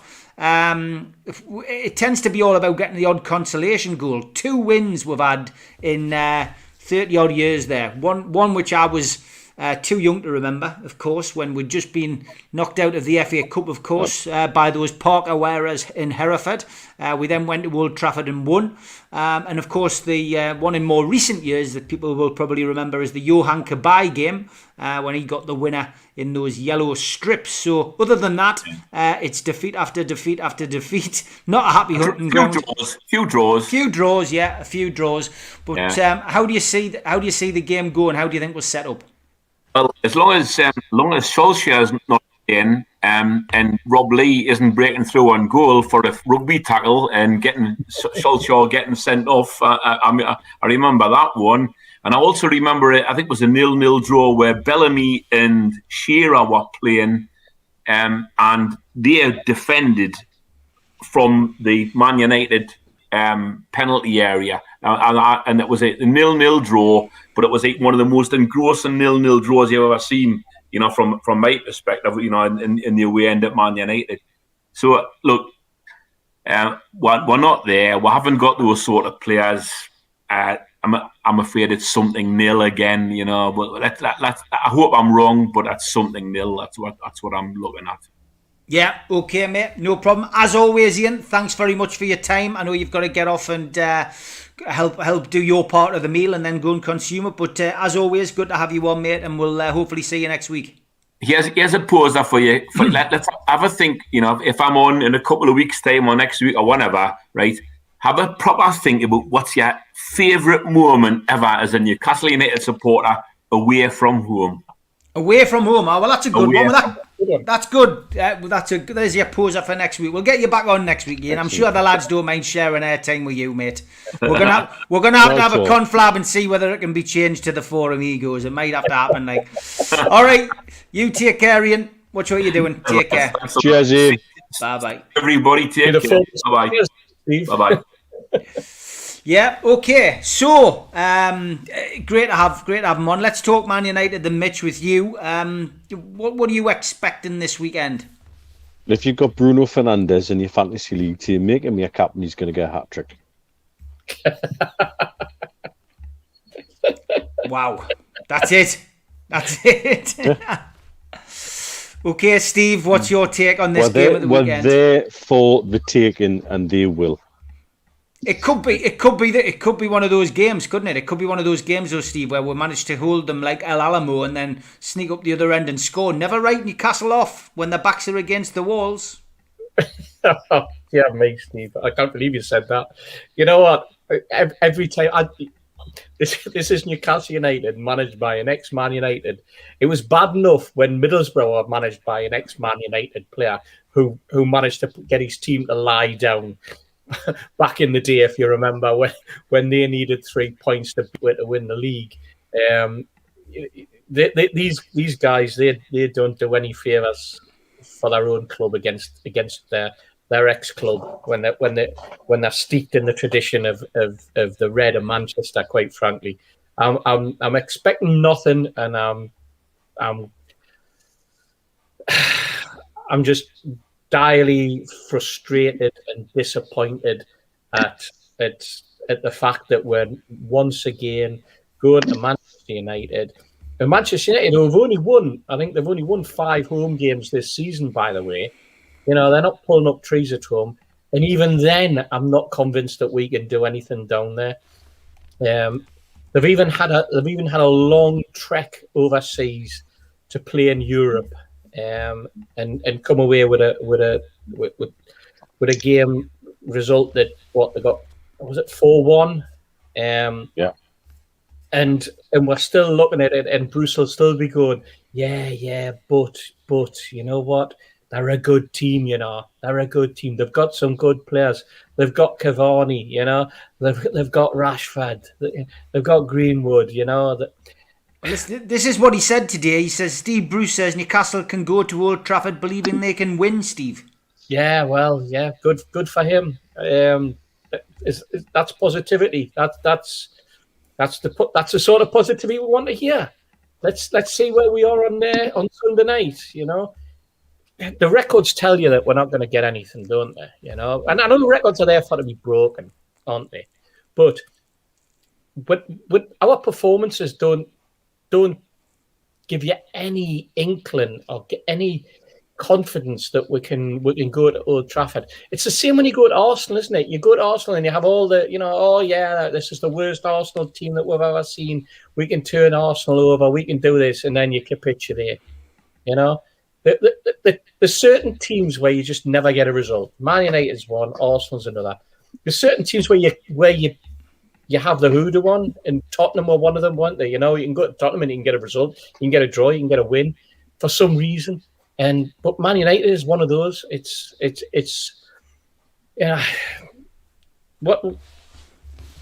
not written in the stars, is it, Steve? No, we're going to get anything from there. Certainly not. And play Matty Longstaff, we might get a consolation. Well, you know what? Yeah, exactly. But play Sean Longstaff in midfield. Play Matty Longstaff in midfield. Let's see whether they can do something. Let's see whether the shouting of Lascelles at half time on Monday night has beat up the squad. Let's see if these players have got any backbone, if they've got any guts, whether they can. I mean, if this team can go out on Sunday and perform and come back with a result, then you know what? It's like I'll be over the moon. I'll be asking for statues for all of them as well, because but I'll be questioning, and lots of people will be questioning why we managed to do that. But there's nothing in the body language, there's nothing in that squad, nothing that tells me from the bench that they've got a game plan that can turn Manchester United over, who are sitting second top of the league. And I don't think they're a very good Man United team either. And I'll be surprised if they do finish second top, to be perfectly honest. But for some reason, the rest of the league seems to have given up. There's only Leicester that's wanting to give them a run for their money, Liverpool have capitulated. Man City have won the league more than likely. And for some reason, people are willing to give Manchester United the benefit of the doubt and allow them to take second place, and give them Champions League football again. It's a farce, Steve. Yep, it is. It is. Last half hour of the show. Big shout out to our sponsor, Spider VPN, who are sponsoring the StreamYard application this month. Also, a big shout out to qtechshop.co.uk, the makers of pool tables and snooker tables in Wallsend, Newcastle. Also busy designing our new website, which will be live very, very soon, and have all the t-shirts, etc. on there. And also, last but by no means least, a big shout out to John from Jab Signature, who sponsor our posters and our flyers and do all the design work as well. If you're a first time visitor to the channel, please click subscribe by hitting that little box down in the bottom right hand corner. Hit the like button, it is very important that you do that, and please share the video. That links to your Twitter, Facebook, LinkedIn, whatever, and that just helps us build the community. Don't forget, the Matchday Bucket will be live tomorrow. NUFC fans, foodbank.co.uk. Make your usual Matchday donation to the food bank and help them out.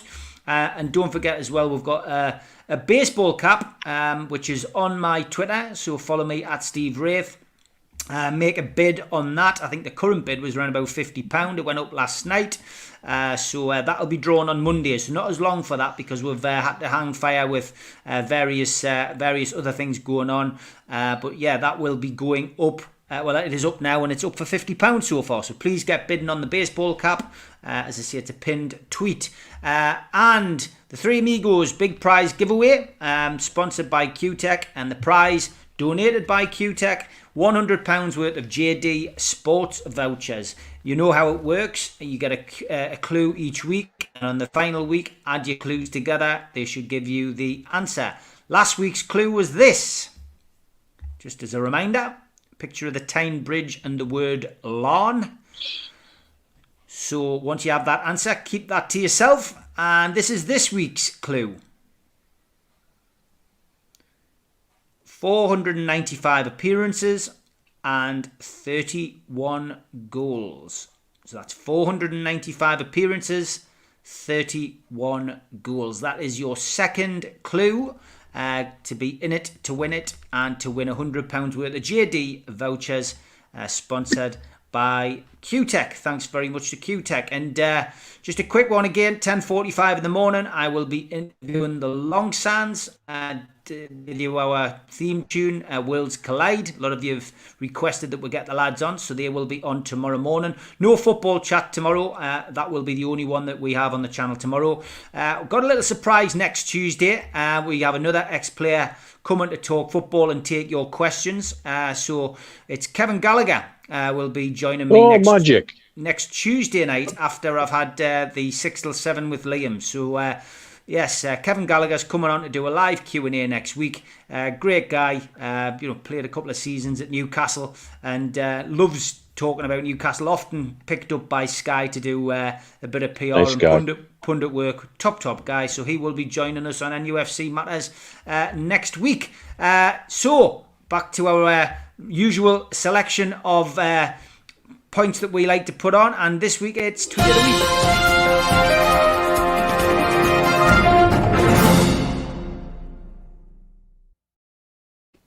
This does take up a lot of Steve Hasty's time, and there's a lot of people. A lot of people do tend to chip in as well, and I see a few, and we do have to whittle these down. We tend to get sent a lot of these, Steve, don't we? We do. I like the humorous ones. I like the funny. I know I get loads of ones having a pop at people. I get, there's all sorts come in, and it's all good. It's all good banter. But I like the humorous ones. I like the sort of, obviously relevant to Newcastle. There's some great ones that weren't relevant to Newcastle this week that came through, were just relevant to football. But on this particular one, I think, the most important thing is that the tweet's got to be relevant to what's going on, relevant to Newcastle, whether it's historic or where we are at this particular time. But it certainly keeps us busy. So here's my first one. All right, Tom Seymour. Yeah, he goes, I think one of the biggest myths in English football, what's consistently peddled out with little evidence, is that Newcastle fans expect too much and want trophies in European football. No Newcastle fan I ever speak to actually says this. They just don't want constant dross.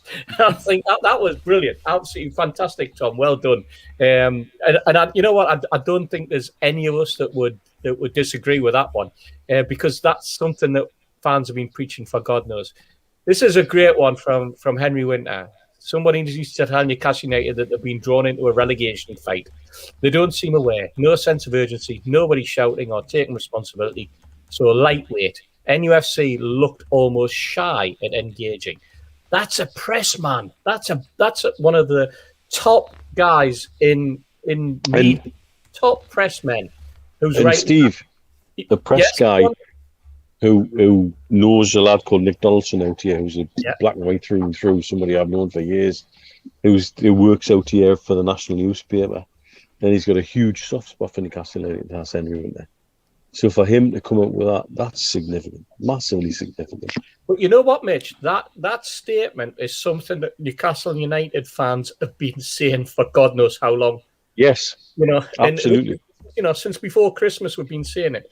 It's taken Henry until now to actually come out and say it. I'm sure Henry's been thinking about it for an awful long time. Oh. But we as football fans have been saying that for at least 3 months. This is Molly. I love this one. If you're old enough to remember Newcastle pre-Ashley, just know I'm extremely jealous of you.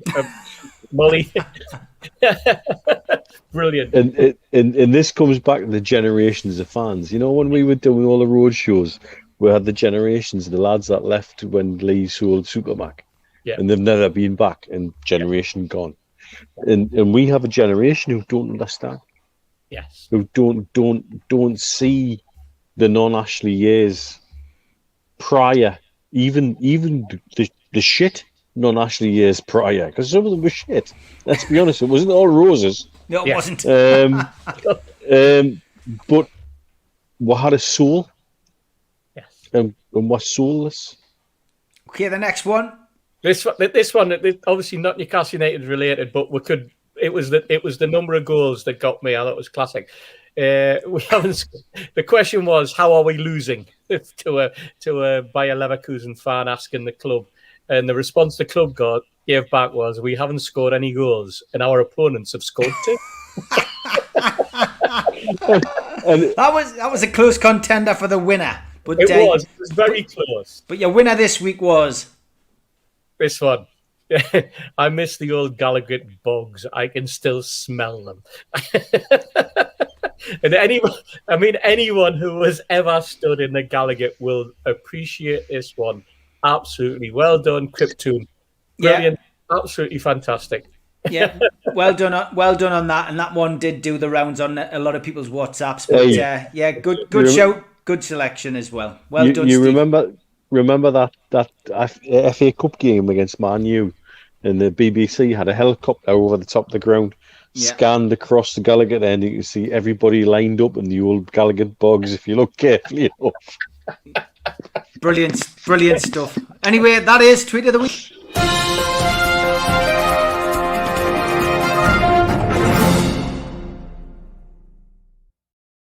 Great stuff. Some good reports coming through. You still smell the bugs. Akaz says, Mitch, I was the same. Breathing room only in the Gallagher. It looks fantastic. Swing the goal on telly. What a partnership, KK and Verardi. Yeah. Happy days. B. Taylor says, KK still loves the club. Spot on, Steve Hasty. Tim Cairns says, KK just gave us optimism. Kirk99 says, Kevin Keegan made Newcastle into the 5th richest club in the world. He was building a future, something that should have lasted for years. Roger Cook says, KK promotion, 7-1 Leicester, very wet derby, 1-1 Sellers. Mark Henderson says, the actual signing of Keegan as a player was my favourite KK moment. We were in 2nd division, signing the England captain. Yeah, great point. Yeah.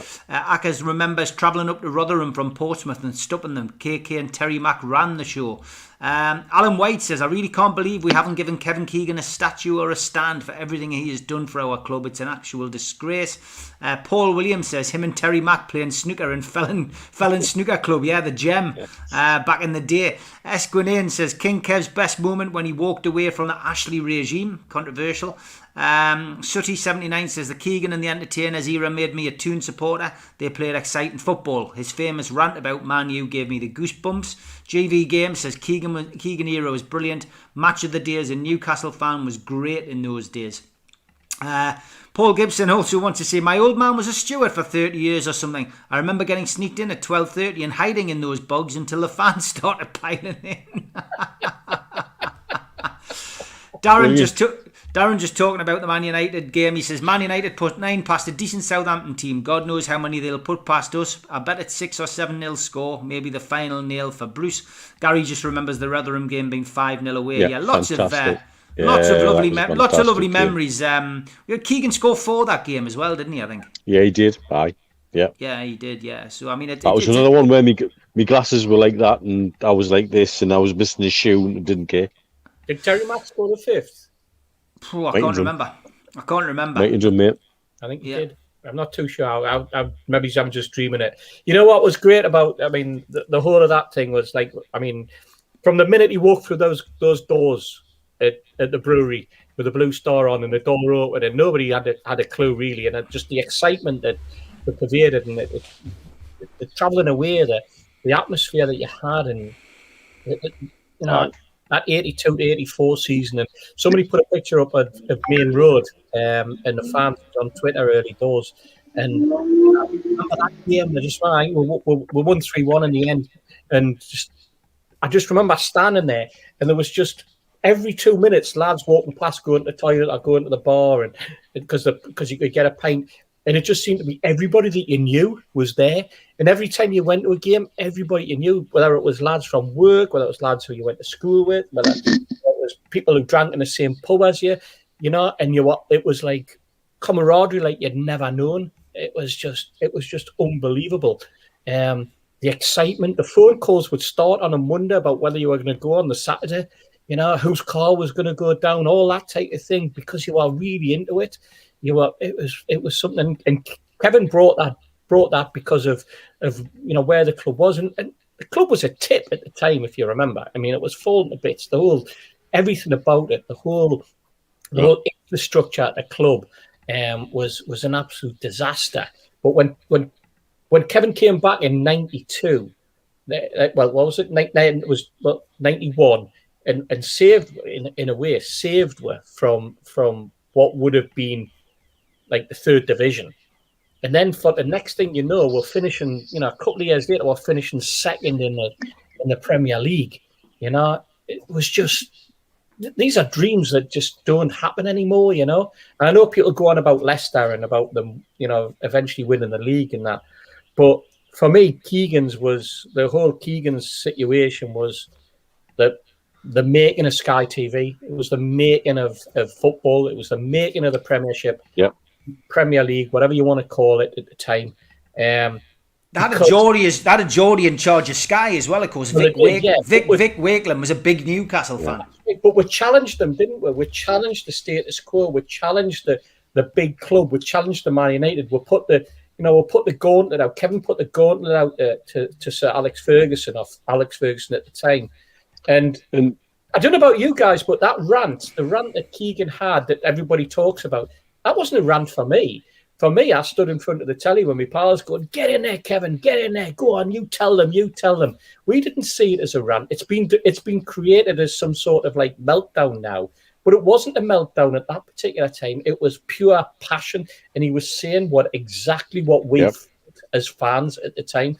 And it's kind of been rewritten.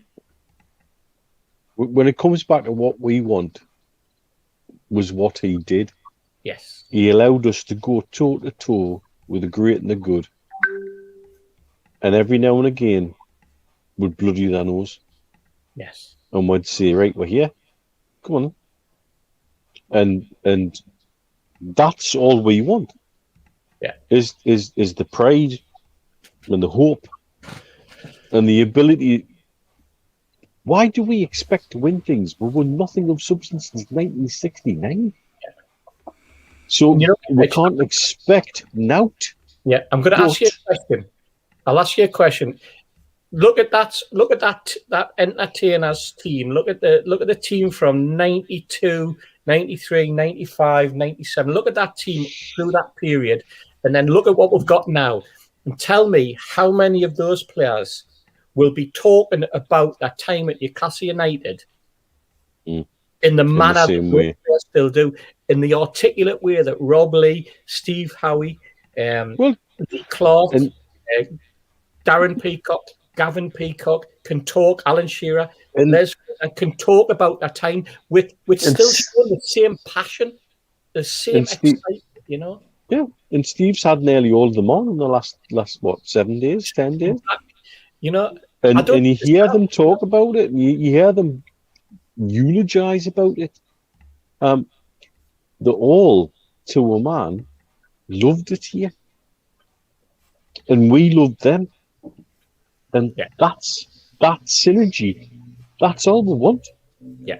Because let's remind everybody out there, we didn't win out, but we had quite a lot of excursions in the Champions League, and we enjoyed it, and would like to enjoy it again. And that's not an unreasonable expectation. That's not deluded. That's not... Do you know what deluded is? It's to say, oh, our best centre-back's been injured by Everton's goalkeeper. We want an exemption to actually sign another player outside the transfer window. That's deluded. That's deluded.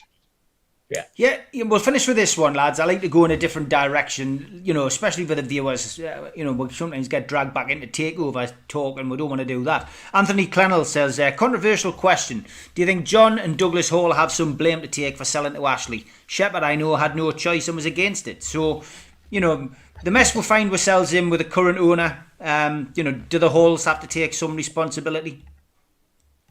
I think Sir John regrets it. He does regret it. I've done a talking with him in the Magpie group, and it's his biggest regret. And that's something Steve and I have discussed with a certain Geordie Canadian,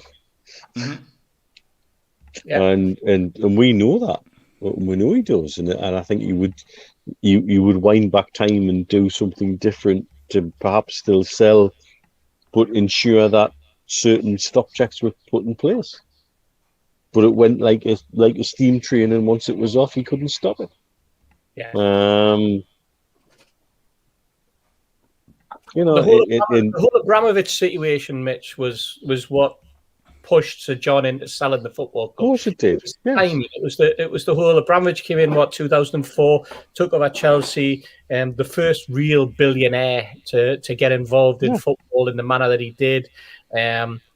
He came along, and before you knew it, I mean, and Sir John had the you know, he realised it, and he had a legacy that he had to protect. You know, we've got to remember. I mean, I know people will slag him off, and people have got an opinion about Sir John and what he did for or how it ended. But the legacy is that he dragged that football club by the ears almost to save it, because it was falling into a quagmire like you'd never known, under various chairmen and directors who had no interest in putting any money into a football club. I know of one particular individual who was approached at that particular time before Sir John Hall took over Newcastle, who was asked if he was interested in coming onto the board of directors, and he said, "Yeah, I'd be interested." He owned a car company, and the idea was he'd come on, but at the same time, what he was bringing was that, and this is how desperate they were, and that's interesting photograph, because what they were interested in was they wanted them to help them by giving the football players club cars, and that's all they were interested in. They just wanted to someone who could give players a club car. So he went, yeah, I'm interested in. He then had the situation. I was just talking to him on Wednesday about this. He then had a situation whereby these particular directors turned up outside his house, and they were parked up outside the house, and were chatting to him. And he was, well, what are you doing here? And oh no, we're just parked here.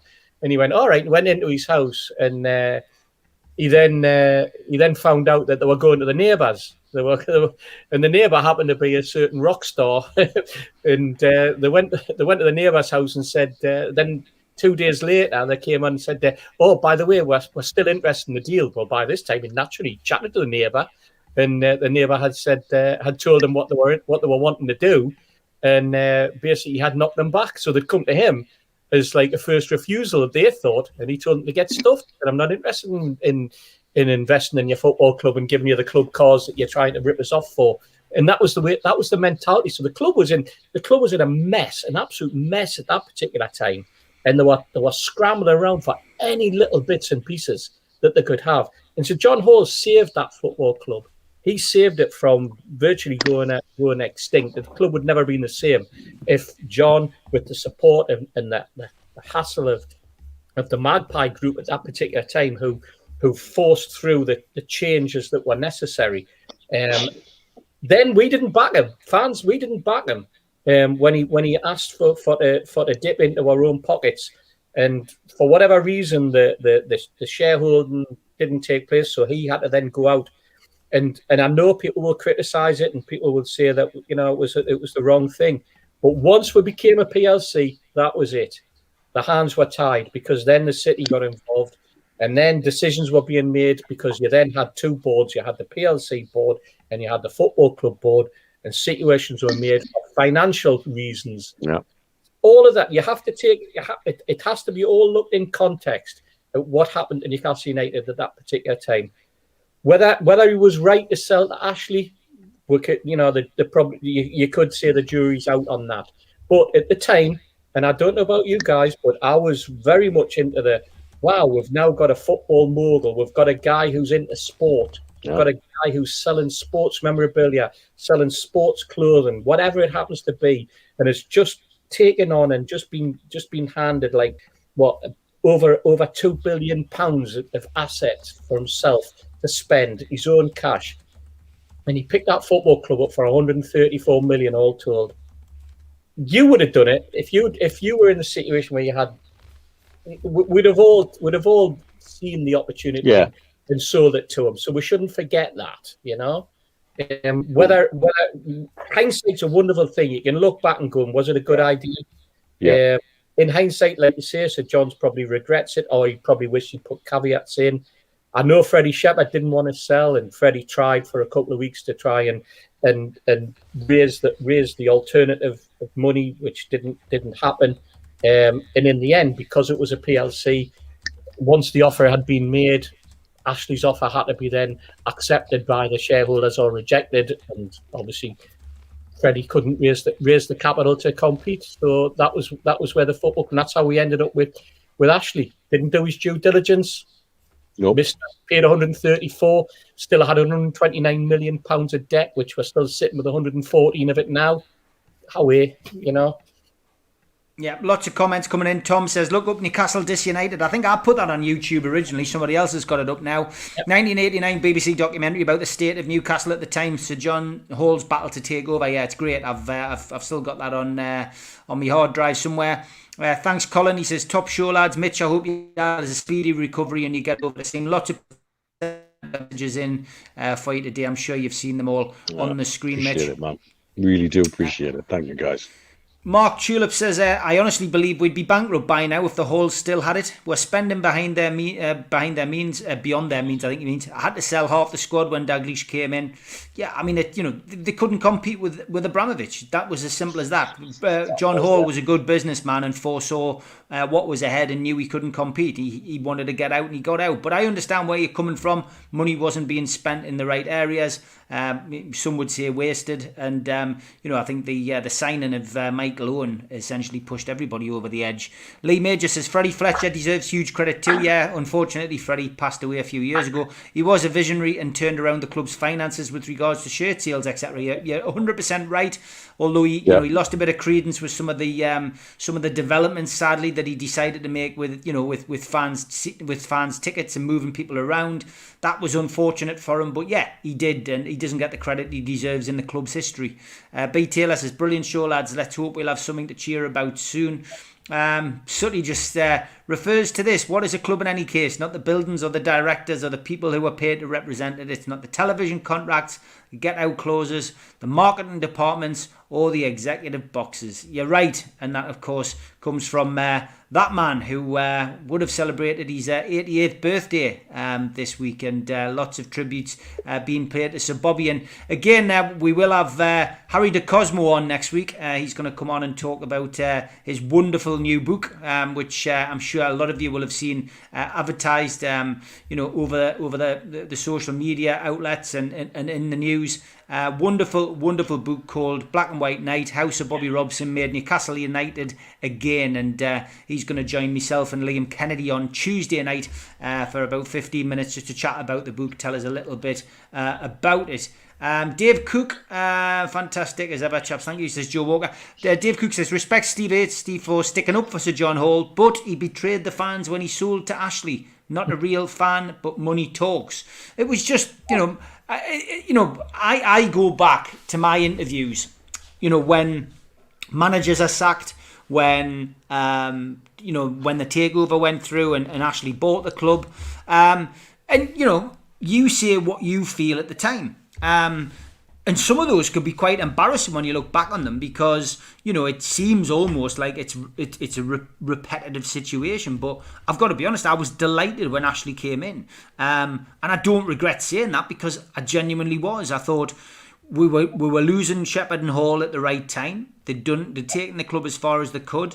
Finances were obviously in disarray. And they couldn't take the club on. Suddenly we had a knight in shining armour, Mike Ashley, riding in to save us, an English businessman, when every other club was getting taken over by, dubious foreign investors, shall we say. And we had a knight in shining armour who was, head of the retail world in England. And we just thought that was fantastic. With £2 billion as well. Exactly. But unfortunately, we couldn't foresee what was going to happen. And I always point out, the United magazine that used to come out to all season ticket holders, I've still got a copy of it in the loft. Mike Ashley's on the front. It was an 8-page interview that Mike Ashley gave, and that one little paragraph that I keep picking out from that magazine, where he said, I have bought Newcastle United to promote my sports brand globally. That was what he said. And if that had been, I don't know, hanging up as a big sign on one of the stands at St James's Park, we could never complain with anything he's doing, because he never lied to us. From the day that he came in, he told us that was the situation. He didn't buy Newcastle to turn it into world beaters, to get it into the Champions League, to win us a trophy. He bought Newcastle United to promote his sports brand globally. That's it. And, that's what he's done.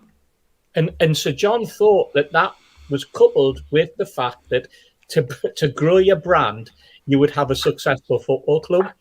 Little did he realise that the successful football club meant nothing. The brand of his it was incidental that it happened to be. It opened doors with him in various battles that he had, but it's that sort of that's business. That's the way it goes at the end of the day, and.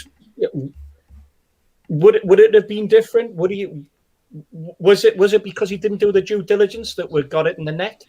Was it because Keegan walked away after only a 6-month spell or whatever that we're getting it in the neck? Would it be that he wanted to sell to Chinese within a matter of days or weeks of wanting to flip the football club? Come on, Steve. We both know it was a flip. Yeah, exactly.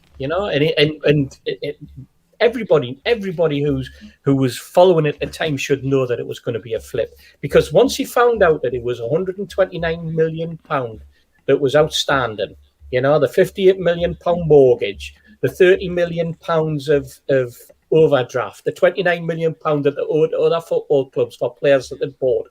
You know, once all of that was totted, I've made a massive error here. And that then shaped that stupid transfer policy that we had under Lambias. Yes. And all of that is the knock-on effect of everything from there. It sort of runs down the line once you understand that. Yeah. Once you understand that. And the Chinese buyers that he had lined up did their due diligence and said, well, what about this mortgage and what about this and what about that?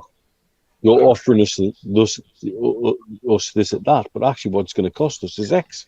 Yeah. And they were like, right, bye. And what Lambias said to us, he turned around and we said, well, why didn't he remortgage? Why did he lash out £58 million to Barclays and pay it up? I know it had 14 days left and he had 14 days to which to make his move. Well, why didn't he remortgage it? Because he probably could have, bearing in mind that he had £2 billion and he would have had plenty of collateral to cover himself. But he didn't. Yeah. And what did Lambias say to us? He said he didn't want to be in debt to anyone. And that transfer policy that he then employed, that carried on all the way through his tenure until 18 months, 2 years ago, was that 2 years ago, aye. We'll buy for cash and we'll sell on the never. Sell on the tick. Given, and we turned around and it was the Shea Given deal that we put in front of him and said, so you're going to give Shea Given to the richest football club in the country, Man City. You're going to give him your top goalkeeper, and you're going to give him on tick. What are you playing at? And at the same time, you're going to give £4 million straight away to West Ham for Kevin Nolan. You're going to buy players for cash, but you sell on tick. And all he saw was that revolving, the fact that the money would come in over a 4-year period, because that's the way he wanted the cash flow of the club. You know. But that was the day for me when we were sat with him that Lambias got it. And that's the reason Lambias was then farmed out with the Kinnear situation, because he got it. He suddenly, something went on. You and I watched that light bulb appear above his head. A man who, when we first had a meeting with him, got red-faced and started poking people in the chest. Yes, and there was 15 or 20 lads from NUFC that gate crashed that meeting at the time. And glasses, and told him exactly what was going wrong, and he didn't get it, and it took him a long time to twig on, but we had got it straight away, and we were raising those points. We're talking about what? We're talking about 2008, 2009 here. Easy, yeah. We're not talking about in recent history, and they were told then. And it still carried on all the way through because that became the model. That became that business model. And you go back to Sir John, you know what? He bailed out at a time, an old man. He bailed out at a time. He protected his family. You know what? In comparison to what the Glazers have done at Man City, where they bought Man United, loaded all the debt on the football club, and then continue to take dividends every quarter or every 6 months or every year from the football club. And the football club is still £395 million in debt, you know? And this is the same model that the Americans are going to employ, like we said right at the very beginning of the show, with Burnley. And it's the same model that any American's going to come in where they will take money out of a football club in that manner. So John didn't take the money out of the football club till he sold it to someone else who thought it was going to move on to better pastures new. That's where he got the money. He didn't take the money out. And yes, we can argue the toss about various deals that were supposed to be in place with Shepherd and with the family, and whether there was cold storage facilities that had football tops in and all that. We could go into which there was history, we all know it. We live. We can direct people to them, man. How are you? Yeah, exactly. I can take you down Hadrian Road and show you them. For lads, I didn't want to stop you there. The clock has beaten us tonight, and just well done and congratulations on a good career to Johan Kabay. We mentioned him earlier about scoring the winner at Manchester United for us. He was a good servant in a difficult period, the Ashley period for Newcastle fans. But he has retired today, so don't sell Kabay. Give us one of the greatest songs that we've had in recent years, because let's face it, half the players we've had haven't been worth inventing a song about. But don't sell Kabay, Johan Kabay. I just don't think you understand. But yeah, good luck to him. Good luck to him and whatever he does. And that's all from us. Anything else, lads, before we finish? No. It's just I think it's just a case of keep our chin ups, keep our chins up. We've got some important games to go, and let's just hope that the most important thing is we can keep in this Premier League, for God's sake. Don't fall into that trap. I think we'll be better off if we went down. Please don't fall into that trap.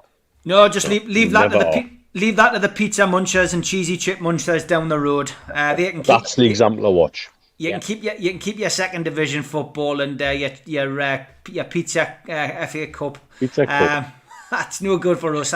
I'll a slice of the action. Exactly. I'll bask in winning the Japan Cup in 1982 and the in the Toto Cup, lads. They're real trophies. With Scott Parker lifting the trophy. Exactly.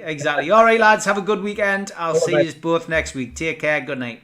Cheers, guys. Thanks, guys.